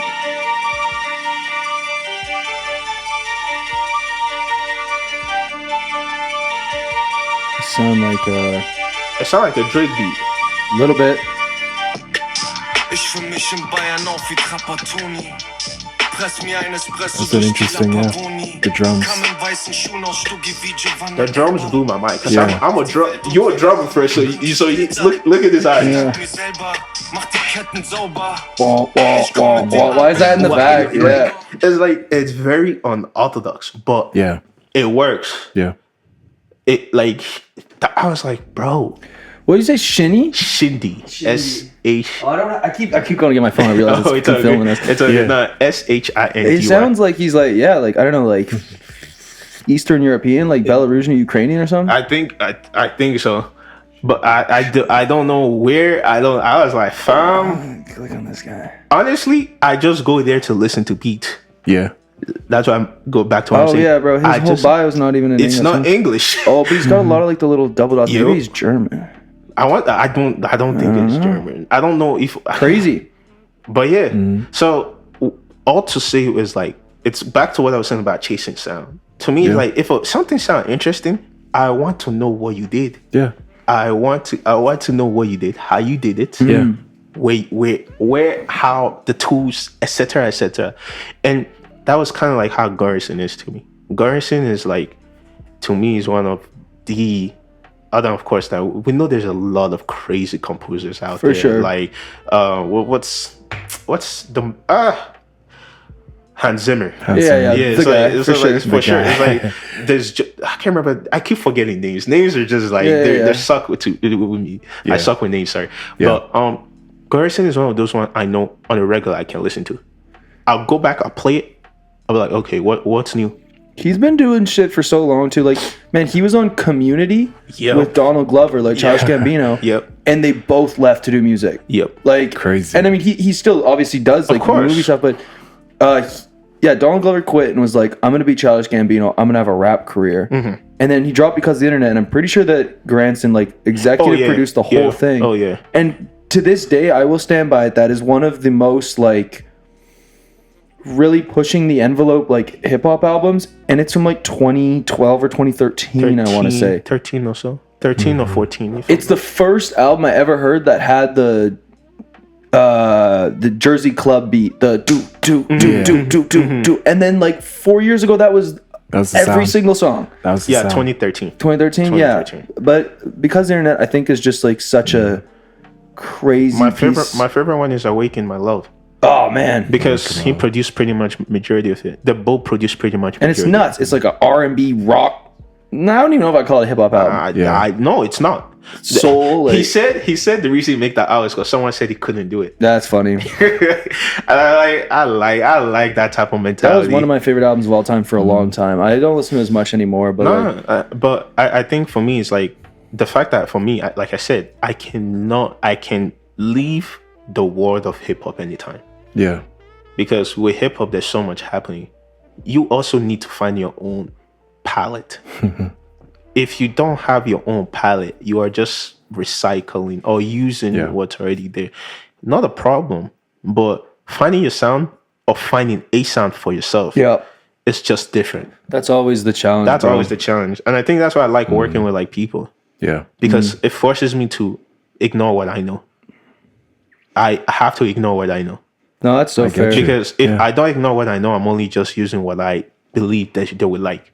But if I don't listen to them, hear them, Yeah. it's like, okay. And that's the challenge. Especially as producers, that's the challenge. Can we ignore everything we know? Can we say, okay, let me put my pride, my ego aside? Which is why I've been in rooms before where people don't necessarily speak music, but they understand it. Yeah. Like they're not producers, like Yeah. they're artists first. Like, but there are also people that don't speak music at all, but they understand it in terms like they don't know what an 808 is. They don't know what snares. They're just that's in the that make word for it. it's like they're like that boom, that like it's like Yeah. that's hard. Why do you like it? And they can give you a reason as to my body moved this way, but I don't like this part because Right. and that in itself is a blessing because like sometimes we need to have that type of mentality, especially as producers or people who are sitting from the back and directing, because that's what producers do. Yeah. If producers don't, a lot of producers don't know how to play a lot of instruments, and I'm one of them. But what I can do is I can tell you that's not what I'm hearing. That's not what I need to hear. But I'm okay because the reason I'm okay with that goes back to listening to all of this versatile stuff. Like traditional music, for example, taught me about percussion early on. Right. What I hear in my head a lot of the time, sound wise, percussions, like rhythms, like polyrhythmic stuff. Yeah. Like percussions, how to use shakers, how to use this thing to come up with a sound that tastefully would do the job it needs to get that it needs to do so the work would be done. That's what like rhythmic stuff is what I hear for the most part. For sure. We could pull up a sample right now. And before I figure out the chops, I already know a rhythm. Right. But as I'm making the rhythm, I'm also flipping as I'm making the chops, I'm also flipping the rhythm in my head. Yeah. So now it's just all about translating, Right. Putting it down. putting it down. Yeah. That's it. So I think that for me, listening to stuff out of my realm, way out of my realm, like one thing I do love though, scores. I listen to scores too much. That's funny. Too much. I like that. Yeah. Because people don't know this about me, but like as a kid, I'm still am like the biggest nerd ever. So like when I'm watching TV when I was younger, I would hear like certain melodies of like instrumentation, and I would like search Google for like 8 hours Always looking for that until I find that exact sound, Bro. and I would not like. I would obsess over it until I find that sound, and it would always like I'm hit exactly me, the you know? same. I'm exactly the same. Like there was when I watched No Time to Die, Yeah. the James Bond film, No Time to Die. Yeah. At the very end, there was this score. There was this piece that Hans Zimmer did, and I remember it was like before I left the theater, I found that sound. Nice. Before I left the theater, I found that sound because I'm like, there's no way. I remember I was in the park. Look, I was there. I was searching. I go in my car, I close the door. It's like, You got it. and then I played it. Yeah. This is it. And that was what I listened for almost 2 weeks. Yeah. Crazy. Because to me, there's so much. And I know we talk about like the emotional aspect of the music early on. Remember I said, one half of it is the music. The other half is the lyrical ability. But in the score, it's 100% Zero, that. yeah. The dialogues become the other half of it. Yeah. It's true. So it's like there's a balance. It's Yeah. interesting. I think when we'll move on to to our next segment. To our But next I think when we talked about listening to albums, like I've learned like you have to treat it now to me like a movie, because you would never like you could watch a really good movie, right? And you could be like, oh, this is my favorite scene, fine. But you're never gonna turn it off after that scene and be like, well, great movie. Like you're gonna keep watching the whole thing and be like, yeah, I didn't like that. That was cool. Yeah. An album's no different. It's probably shorter most of the time. You know, it's probably like literally a third of the length, but it's like, why are you listening to just a couple scenes? You Yeah. don't know what the hell the movie was Don't know about. the whole context, the climax. You know what I mean? You know, I've had conversations like this with people, and it's hard to kind of like explain, but you just kind of explain it because it's like, I can't trust you if you didn't watch the whole film. Yeah. If you didn't listen to the whole album, I can't trust your take. Yeah. And you only ruin. And the funny part is, when people say spoilers, you're only giving me your favorite scene. Yeah. You're not giving me the whole entire. Yeah. That's why I don't really care when people say, "Oh, there's spoiler alert." I'm like, bro. At the end of the day, it's not going to change the fact that like Right. there's another like 2 hours to the movie. You giving me like 30 seconds. You can only watch it for the plot, or you can watch it for like the whole. You know. So it's like having conversations like that is something I've come to realize, like, you can't always have that conversation with everybody, but when you can, I think that understanding that sometimes people are different and you can't convince people. What you can do is always shed light in a perspective that I haven't seen before. Bars. That's all I can say. Because there are times where I've had this argument with people. I'm like, you are so used to this that you are okay with just this. Yeah. And that's okay. But you are not helping yourself nor me, because first of all, you don't need to help me. You only limit yourself. It's the same way the world works. Certain people are used to a particular way of living that when they try something, you feel uncomfortable. It will feel uncomfortable because you're not used to it. Yeah, and I think it's bad. You know, eventually you will figure out, is this good for me or is it bad for me? The moment you know if it's bad for you, you can then divert. But if you never give something a try, you are only limiting yourself. For sure. That's all it is. So like that part of the conversation is just like something I find interesting sometimes. Like, I can't change you. I can't change how you see things. But what I can do is get you to maybe tilt your perspective. For sure. Way. At least try. At least try. And if it doesn't work, if it doesn't work, and I like to leave people wonder. That's why, like, sometimes when I have certain conversations with him, I'll just leave a very, very open-ended question. But don't tell me. Go figure it out for yourself. Because at the end of the day, you telling me does not help me. It helps you the most. That's fair. You know, don't tell me what you believe. We can always keep learning. Yeah. So it's like, don't tell me. Go figure that out for yourself, because when you figure it out for yourself, you believe it more than you telling me. That's very true. Yeah. You know, it's like the same thing that, like, people is like, I can tell you about God all the time, and you can hear about God all the time. But if you actively don't go and seek God for yourself, all you know is the things God do for people, but never for you. Right. You have to have the experience. You have to have the experience. You gotta go up and do it. You gotta go up and do it. So you gotta go up and pick up your cross and go. It's like that. So it's one way I've come to just be okay with. Before I would not, halfway through the conversation, I'd be like, you are not willing to change, and you would know when someone is not willing to listen. And it's like, no, it's cool, no problem. End the discussion. Now just move on. But now I'm like, it's cool. What do you want me to do? I have a question for you though. What about this perspective? And I'll tell them, don't tell me, go figure it out for yourself. Right, yeah. Fair enough. Fair. As much as I like this discussion and all that, we're going to move to our fun section. Aye. So this part of the show, when you have a guest on, we show them a couple of samples. So what the idea is, I'm going to play you a song that got sampled by a newer song. For example, let's say Drake sampled like an older song. I'm going to show you that older song, and you're going to guess what song they use. You know what I mean? Okay. So, Disclaimer. yeah. I am not that guy. If you watch any of our videos with any interview, every single person goes, I'm going to suck at this. I swear to God. As much as I am a producer, everybody says that. I also know that there's, like, so if you play it, I know, like, okay, it hasn't been manipulated in the way the sample. Yes. So it's you like, have to do that. You have to do it in your head. Yeah, you do it in your head. So I'm making your producer skills right now. Okay. Yeah. Wow. So this is the first song that I'm gonna play. My palate's filmy. Cool and bass. Nice.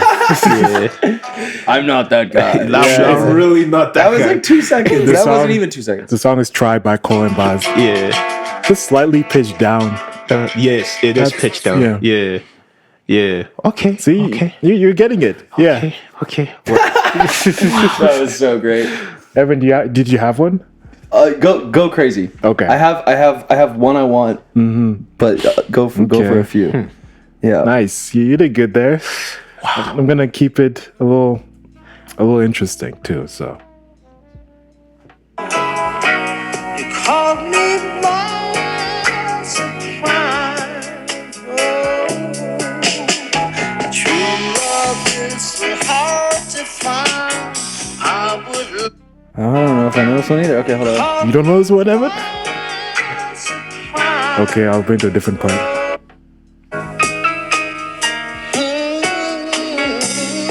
Okay, I got it. See, Evan, yeah. Okay. Yeah, That's tough though. this is a tough one because I want to say it's either from the catalog of The Alchemist. Good guess, but not exactly. No, okay. A different producer. A let's different say. producer. Can you play the second Yeah, part? okay. I think if this is what. I've heard that. Nah, I'm not gonna even try and guess it. Okay, I got you. This is Knicks by Freddie Gibbs. Okay, yeah. That's why. Yeah. Is this the new album? No, this is a bandana. Not bandana. Fucking pinata. Pinata. Oh, I didn't listen to Pinata. Oh, you have it? Nah, I didn't listen to it as Bro, much. you gotta listen to that. I didn't listen to it as much. So yeah, I'll take the L on that one. Knicks. Yeah. Gotta sell Next Nickelback. one? Yeah. Okay. Okay. Next one.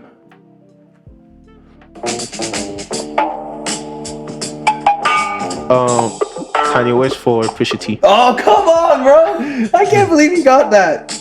Okay. It's that Ball knowledge. That percussion is very unique. It's very Crazy. It's very unique, yeah. unique. I think what's that original track? Is it called Pots and Pans? The original Pots track. and Pants, and yeah. Pants, yeah. It's exactly what it is. Yeah. Crazy. Yeah. The song was Numbers on Boards by Pusha T. Yeah. How you feeling? I have that sample. This guy's a You drummer, alright? dude. Yeah. Good stuff, bro. That's funny. That's I mean the young kids say it too much, but that is ball knowledge. That's Mm-hmm. nah, man. If you know Numbers on the Boards by Pusha T, Yeah. Ooh, that album. Numbers on. that whole album is great that's- with the barcode on it. I don't ever remember what it's called, but Yeah, I don't remember with either. but Nostalgia with Kendrick Lamar. It's a white one, and it's like like the barcode. barcode. Yeah, just the and then there's barcode. something written underneath the barcode. I don't know what Yeah. it's called. I think like Pharrell and Kanye worked on that or something. Yeah. Nah. This is crazy. A lot of people worked on that one. Yeah. Yeah. Crazy. All right. This is the next one. I don't know the name, but I know the sample. I don't know the name of the song. That's the only downside. I don't Do want you to know use. the Do you artist? like the artist? I or- don't. That's the thing. I don't know the artist. Okay. I don't remember the name, but I do know the song. I do know the song.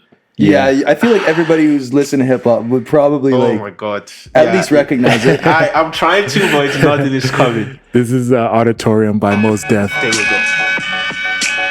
go. Kind of a classic. Yeah, Go back to the sample again. Go back to the sample. it's a Mad Okay. Lib beat. It's a Mad Lib beat. That's what I was thinking Yeah. of. But I was also thinking of It's play this one. one more time. I don't know if MF Doom chopped this one time. Maybe. Could be. In a I mean, they're different- very similar, and like, because doesn't Madlib sample himself for this? It's called like He does. Yeah. Because I had to go back to the other sample because this is like the original, and then with Madlib's other song, it's called Movie Finale by Madlib, and it's just the beat. Yeah. Yeah. He went to India Yeah. because I think it was Dilla who inspired him, Yep. but like Yeah. Because that was when Dilla was sampling all the bossa nova stuff. Yeah, Yeah. because it was like Yeah. early 2000. Everybody like in the 90s went nuts and literally sampled every jazz Every- record in America, yeah, like like- straight up. And then these guys were like, we have to go east and like, And that's what Get I was this trying shit. to get to. Yeah. L is like, fam, sometimes when you stay too long, it's like everybody will know this. yeah. bro. You gotta find a way to just break it. I took a class in school and I can't remember what it was called, but we talked about this idea of world music a lot. And it's the funniest shit of all time to me because it's like world music. Like you mean everything that's not from North America? Like it's the most like Western centric Eurocentric bullshit. shit, Yeah, yeah. because it's just like what world music is including like India, China, Africa, like everything. And it's doesn't like make why sense. no? Because like that's everybody's different. That's too big of a. And I understand like you're just. But like, why Why we're call saying it it? word We're music? saying that because we don't listen to any of it. That's like, fact. Not like Yeah. everybody, but like like nobody's listening. I don't know much Indie music at all. I don't know much Nigerian music at all. Like if you know what I mean. So it's Yeah. like, Yeah. But if we all like get exposed to this more, then it stops becoming It's still becoming us and them. It's just like and yeah. and this Yeah. kind of still ties back to like the. You know what? Let's finish this segment Okay, before, okay. before we start Good call. digressing. Before we start diving. Good call.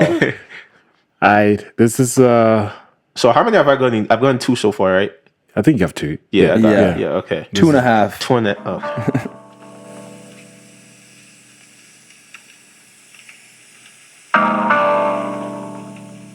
think Evan knows I would this. be shocked if you get this.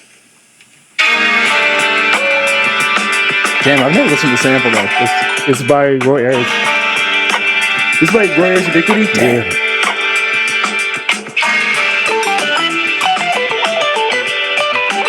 I want to say Dilla is the one person that sampled this.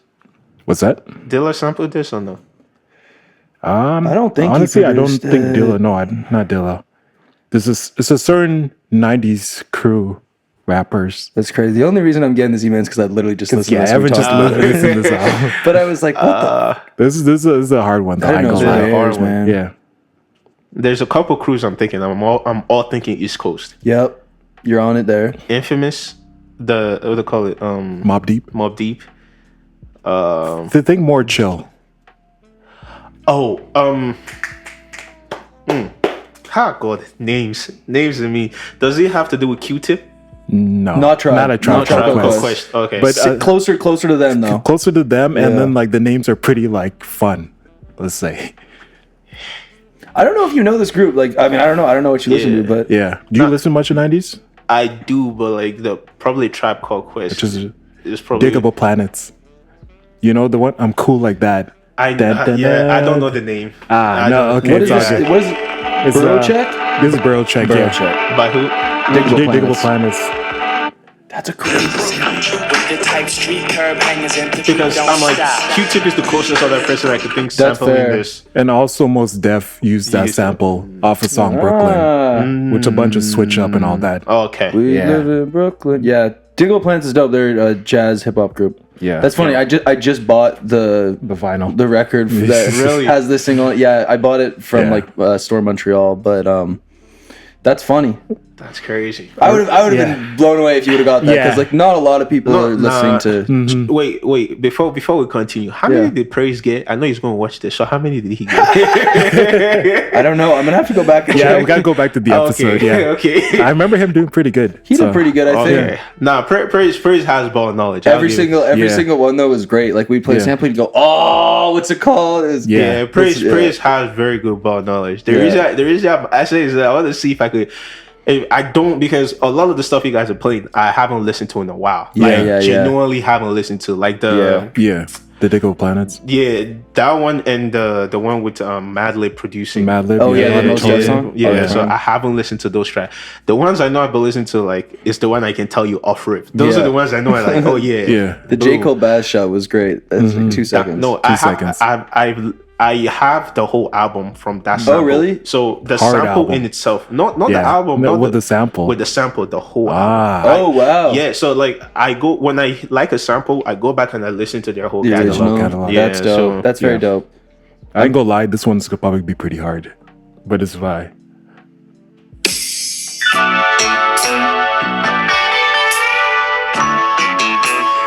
I know this. Yeah. I know. Oh God, help me.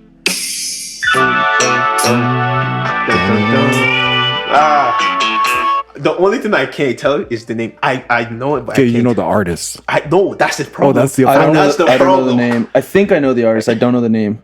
Yeah. Da-da-da. Underrated album, by the way. Yeah, you're gonna have to help. You're gonna have to give me this. It's sped up. It's a certain rapper who's one of your friends' favorite that you talked Kendrick? about. Not Kendrick.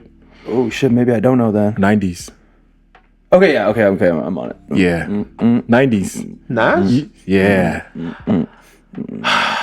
So it's produced by DJ Premier. Yes. Oh, So I can't tell you the song, but I don't know the song either. Yeah. The song is Second Childhood by Nas. Ah. I was gonna say AZ. So It is an AZ size song. okay. Yeah. Yeah. When I fell for the street. Who else could it be? true. Yeah. NAS, Nas, true. Yeah, true. The album's one of my favorites. Like, it's in. Funny honestly. enough, people think I listen to Nas a lot, but I don't. That's fair. Like, I love Nas, don't get it twisted. Yeah. But to say I listen to Nas a lot would be Yeah. like, I don't, but I do listen to Nas because it's like his storytelling ability great. and his cadence. Yeah. He has his cadence in his pocket. For me, is just one of those ones like, So clean. He gets a lot of pockets in. he Yeah. does. He does. Yeah. Okay, let's continue. Yeah. This I know. last one, Damn. I ain't gonna lie, these samples are way harder than the one I showed Praise. So I'll give you that. I had to go. I had to go a little hard because you were producing, you know. Praise, you heard this, right? So don't come for me after. That's great. I'd be very surprised. I hope he's like, I knew all that. I listened. I listened to the episode. I knew all of them. Okay. Oh, Tyler. True. This is a double sample. Tyler. You didn't This see is a it? double This is a sample, double yeah. sample. Tyler. It's But Tyler. I can't remember. Damn. I think it might be sampled by a It's- few people. And another rapper. That's Tyler from Call Me If You Get Lost. Yeah. yeah. With Lil Wayne, I believe so. On the track. No, That's not that not one. this one. Not this one. Not that one. Play it one more time. Here, one sec. That was good. That was That was quick. good. Yeah.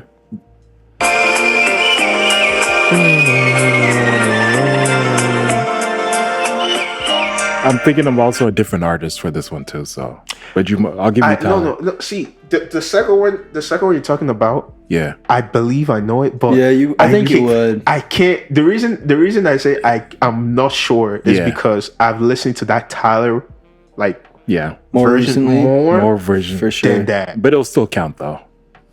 So What a day. To me, In the park. oh Yeah. man! So- Imagine being in the park and just swinging on the swing. yeah, And just I'll give you that point. Uh-huh. But the artist I was thinking of is Royce the 5'9", knew Pablo it. I featuring knew Pablo it. Bo. Pablo I Bo. knew it. Yeah. Nothing compared to our family trips. My uncle shook hands with the man. No, it's J. not Cole's this on one. that track? J. Cole's J. on Cole's this track. Yeah. J. Cole's on this one. Oh no, I like this segment a lot. I won't Really lie. sad song, low key. It is. Yeah, Very yeah, good though. It is very good, but sad. Production's so good. Yeah. Damn. Nah, Yeah. What's the Tyler one's called? What a Day, right? yeah. Yeah. Even Off the deluxe, I want to say. there was another song that I didn't know that was sampled by Oh, thanks. what they call this. That I didn't know was sampled by Schoolboy Q on a Crash Talk? Crash Talk. Yeah. That was from a Royce the 5'9" album until I went back and I listened to it. Yeah. That is my favorite song from Yeah. that album, Crash Talk. Yeah. It's called I think Schoolboy Q has like the most the under- craziest album run ever. His albums are always If you top have tier. a problem, take it up with God. It is said and it is said. Yeah. Schoolboy him Q as a rapper is crazy. Damn. He's only second to Kendrick, low key. So I think Schoolboy Q Whoop. is one of the most underrated, he is. Yeah. in my opinion. But Crash, this song. Yeah. Wow. It's like an ASAP song too. It feels like an ASAP film, Yeah. but this sample was from Royce the 5'9" too. I can't remember what particular song it was, Yeah. it was from there. And before that, it was sampled elsewhere. Too many Crazy. too many rules. And he makes hits, bro. That case, I gotta find my way. I'ma need new shoes. If I lose, she lose. And I ain't get used to losses. Days like this, I wish my life was unchanged. Schoolboy Q has so much swag to like club Yeah. music. It's crazy. He makes he's crazy because he has the cleanest, like nice sounding shit Yeah. like that. Like that's beautiful. And then some But But then he jazz. has songs where he's just like so schizo, like so out of pocket. Yeah. Like, That's why Blank Face is probably one of my favorites. Well, it's my favorite Schoolboy album. Really? But it's a balance between chaos and order because there's songs you hear that just like he's just like going nuts. Yeah. And then other songs where like he's laid back and he's just spitting out real shit. It's like a good balance of like Oxymoron everything. was a good one too. Yeah, Oxymoron, yeah. Oxymoron was a good one. But I think Blue Lips, in my Blue Lips, opinion, yeah. if you ask me, I think Blue Lips was just too underrated. And that album came out last year. Yeah, that's very Like underrated. that album, I played that album too much. Like I played because one thing with me is people that have good beat yeah. and people that have great lyrics. Yeah. That's the perfect marriage. It's a made in perfect heaven. marriage. Yeah, Yeah. he's pretty crazy, man. Yeah. Okay, I'll give you one. Okay. Even was more prep than me. Okay.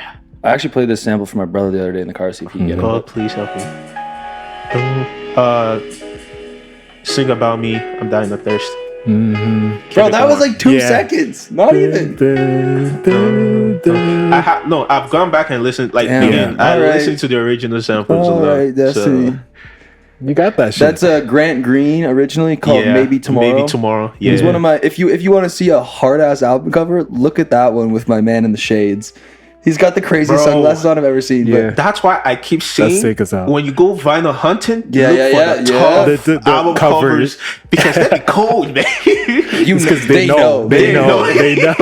They're like, I am that guy. Yo, Yeah. they were cold. Like Yeah. each and every single one of them were cold. He's easily my Yeah. favorite like jazz guitarist ever because he, I don't know, man. He just has the cleanest like. Sorry. No, you're good. Yeah. Thought out like melodic like licks, but Yeah. it's so simple. He almost never like has to go like stupid and shreddy. Like I don't know. Just smooth with I want it. to see if you guys. Is it this one? Interested. Yeah, I want to hear this. Okay. You guys already know hors doors, so I can't play you that. I cannot play you that, but I'm trying to see if there's. If I play you this one, you probably know this one. Go Yeah. for it. Yeah, absolutely. It's probably my favorite album, bro. I'm gonna let you know. It's two in my mind. It's two in my mind. you at are least. wrong. Okay, I'm gonna go back again.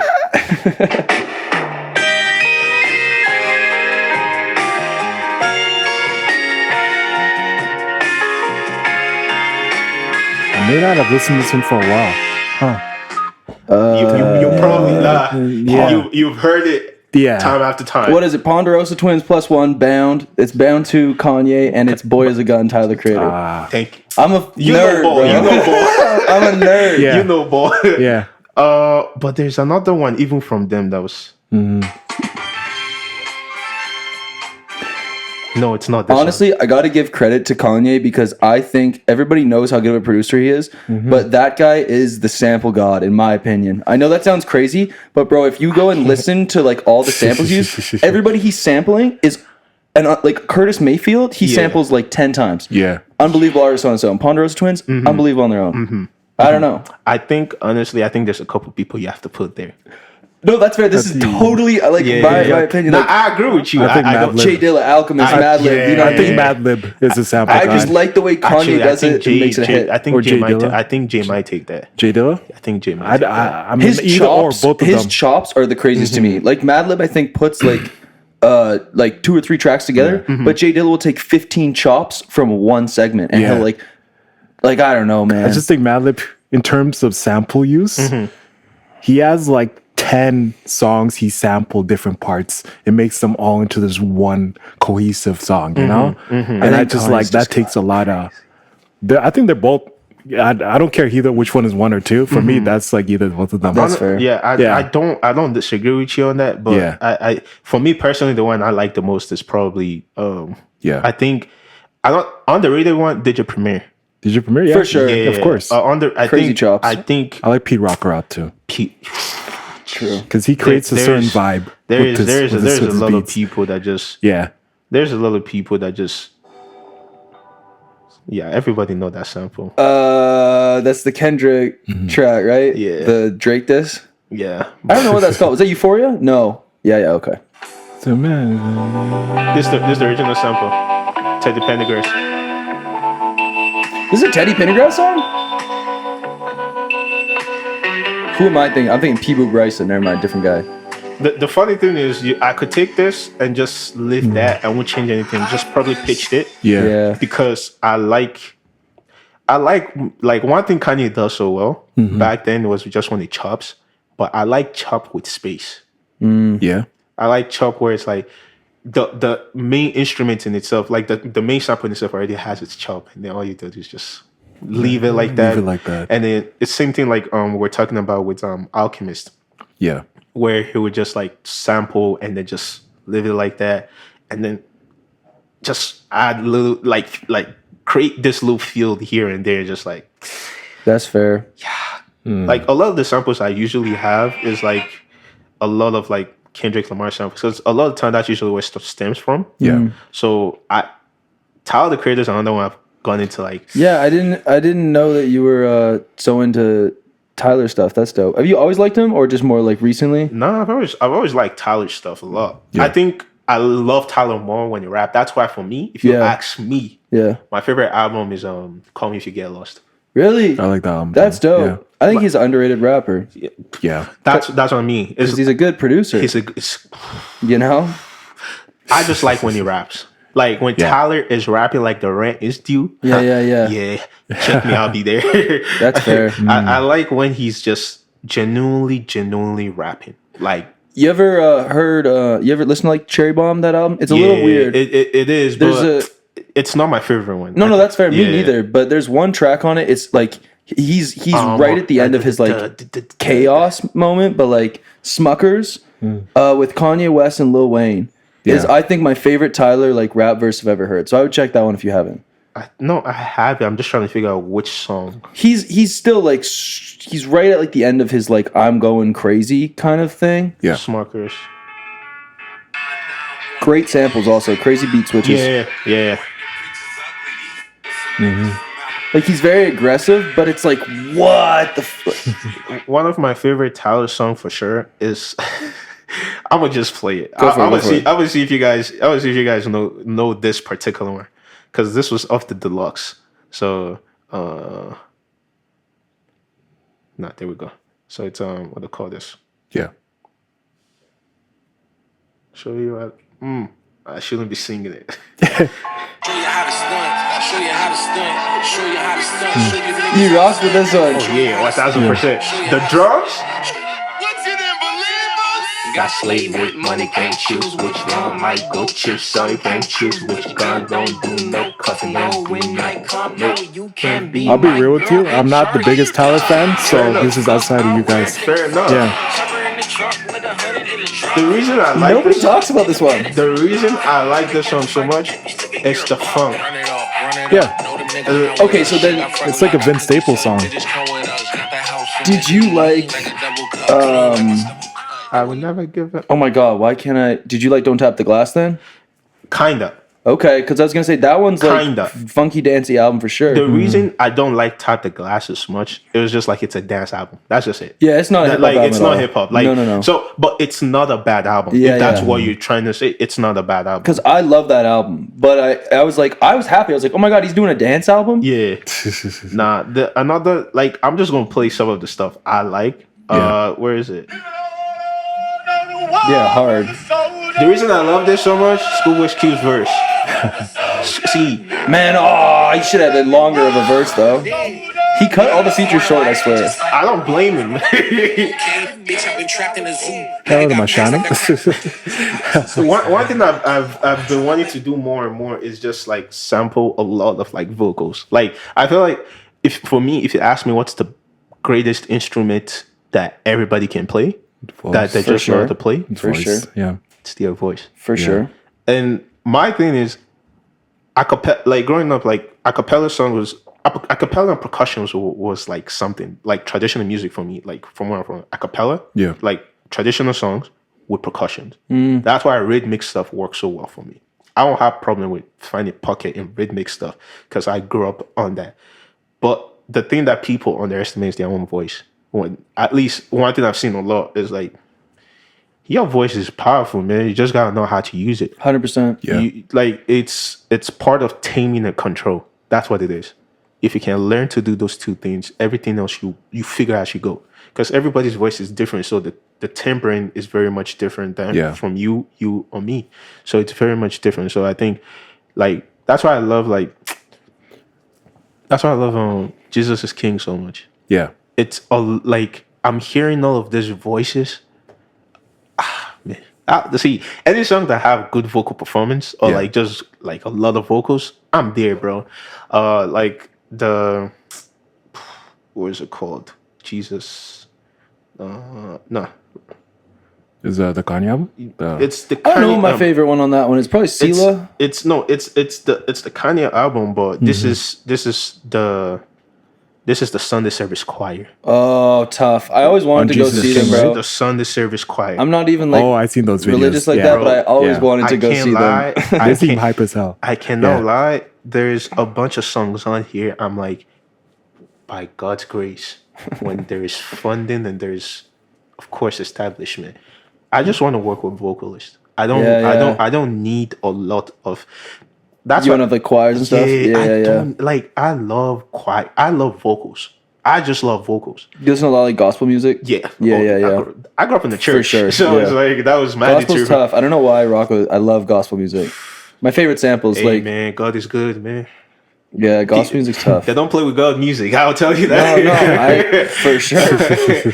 No, but that's again. That was like I said. It was like I believe. I just going back to roots. I just be going back to my roots. Like, oh, hey man, stick here.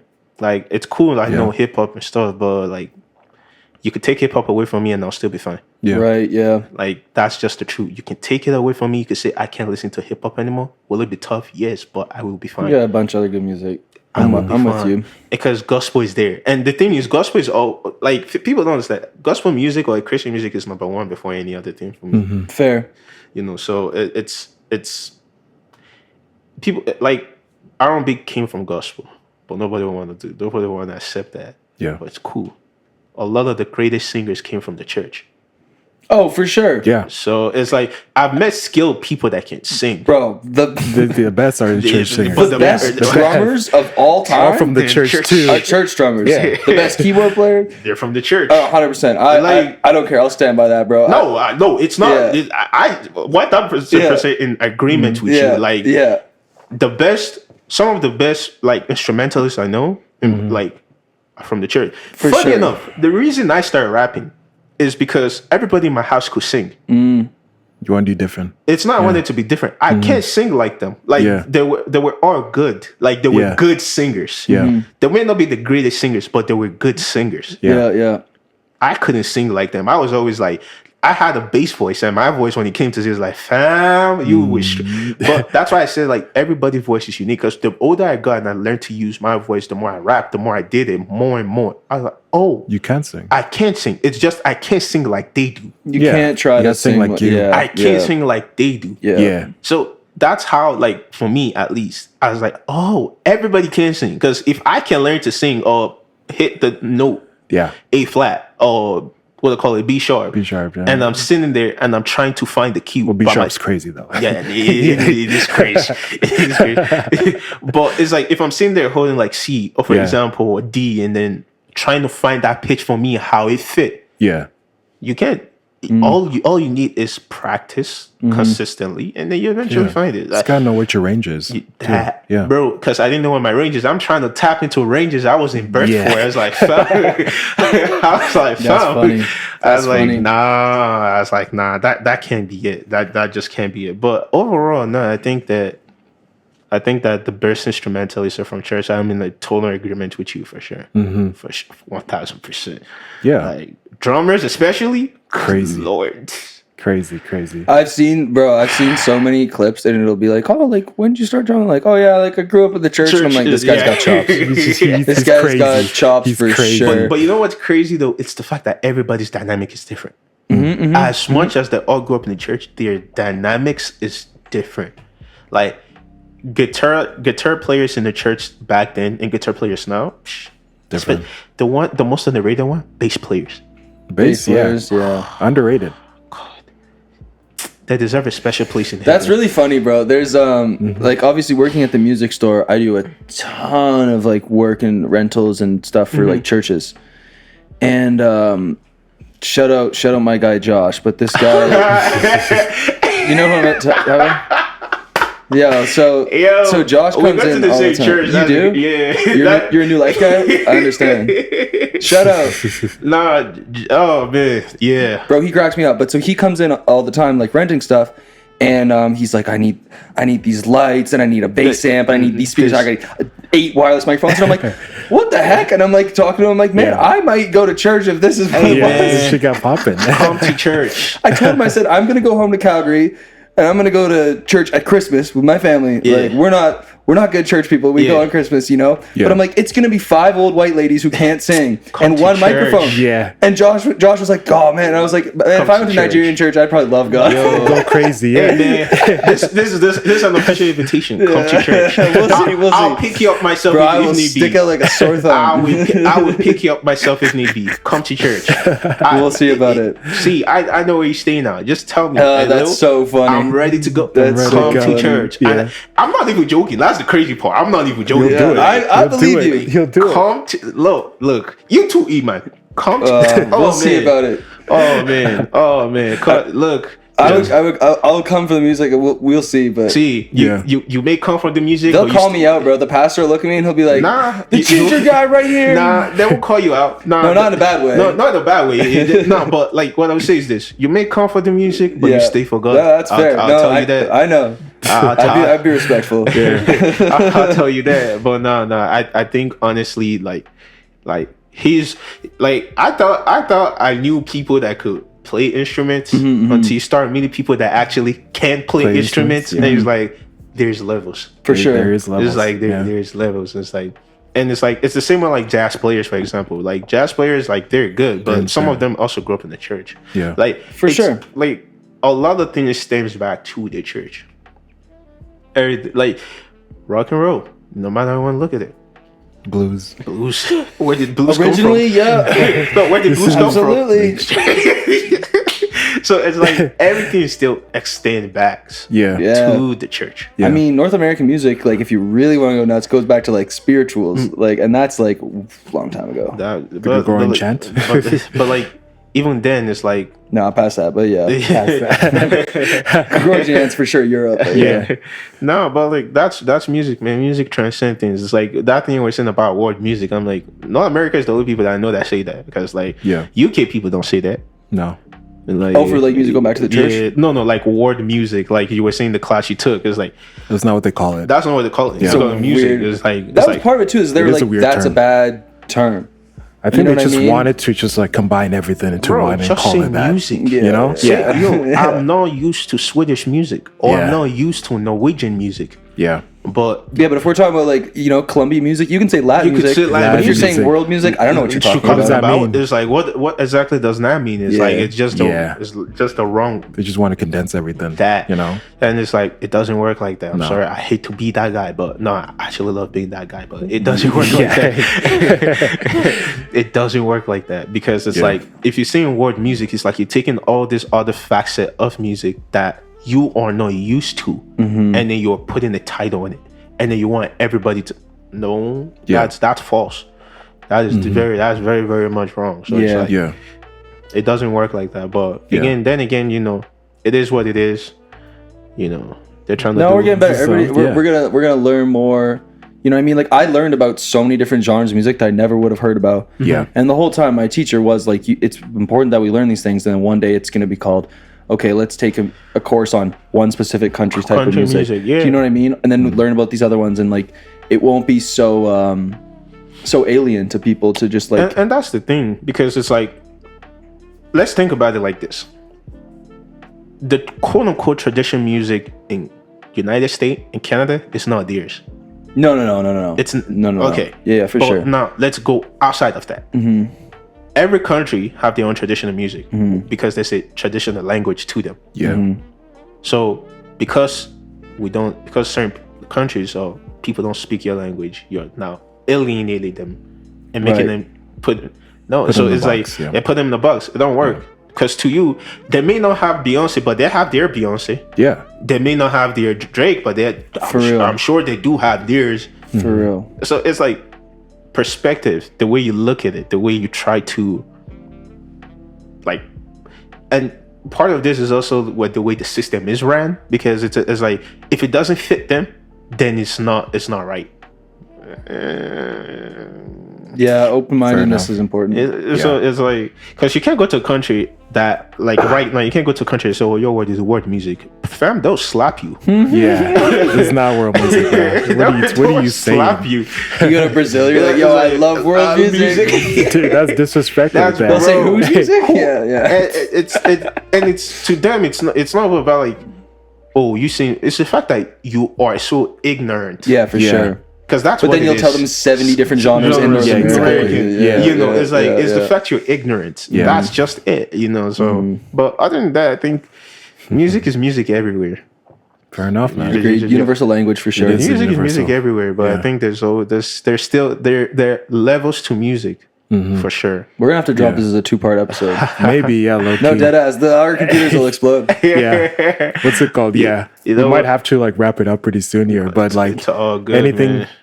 any questions left? Because I said all my Plug thing. everything you Plug want. everything. Yeah, you got yeah, news yeah. coming up. Anything you want to say? Anything I want to say? Jesus loves you.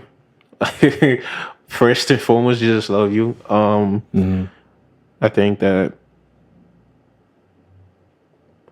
I mean, with the state of the world and the way things is right now, Yeah. I think that's the most important message I have.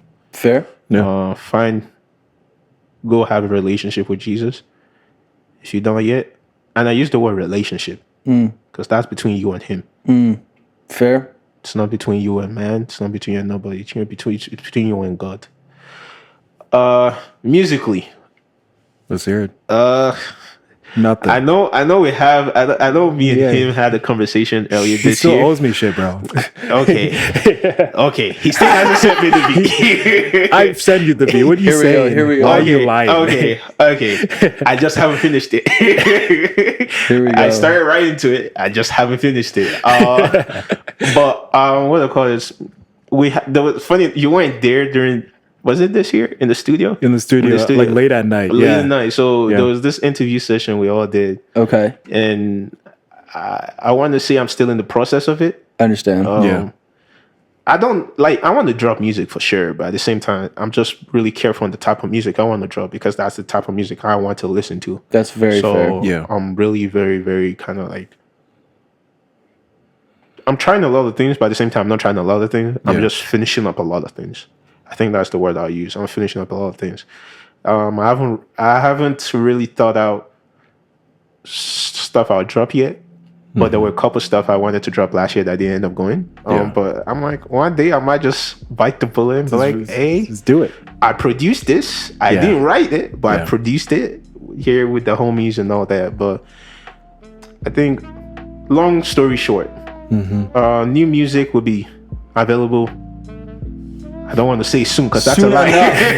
Soonish. Soon is early. Soon is early. Yeah, soon is very early. But I would say there's a new music is definitely being worked on. Do I know Cool. when it will drop? That I can't tell you. Fair enough. But definitely music is getting worked on.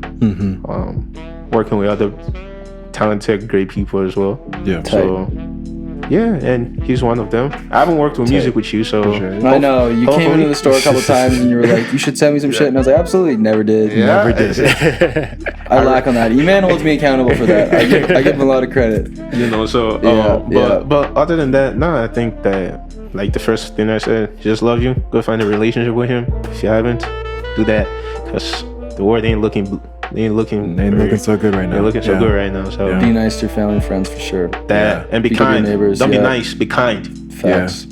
Facts. That's actually a good distinction. Yeah. Be A lot of kind. fake nice people. Yes. Yeah. Yeah. Yeah. Be Don't be kind. nice. Be Yeah. kind. Please be kind. Yeah. Yeah. Show compassion, please, and thank you. Kind, be real. All Be that. real. I know sometimes being real do hurt people. Just find a way to tell them without hurting them. But whatever you say will hurt them. Yeah. But don't be mean about it. Bars. Don't be mean. Just do it. Just that. But yeah, I think that's really all I have to say. I'm trying to think of what to say. I really don't. Well, want this is not. No, that's great. You're chilling. Thank you for coming on, man. Man, appreciate thank you for it. having That was an me. awesome It's been conversation. a long time since you guys been trying to get me. For sure. Yeah. So hopefully, I've been trying to get you. What you Yeah. mean? E-Man's getting credit, bro. nah, okay. Yeah. I want to say down the road we might do a second segment, hopefully on a different course. subject. That'd be dope. Yeah. But yeah, I don't know yet, but we see. Hopefully, Anytime. when stuff drop, we'll talk more about it. All right, guys. Yeah. That was Destiny, guys. Bah, bah, bah, bah. I'll add those effects later on. Yeah, So- absolutely. But yeah, y'all have a good week, day, sir. night, Stay everything like blessed. that. Stay blessed, like Destiny said. You know, be kind to your people, all that, For sure. and show them love. And Yes, sir. we'll end it there. Yes, sir. See you guys in the next one. Peace. Peace.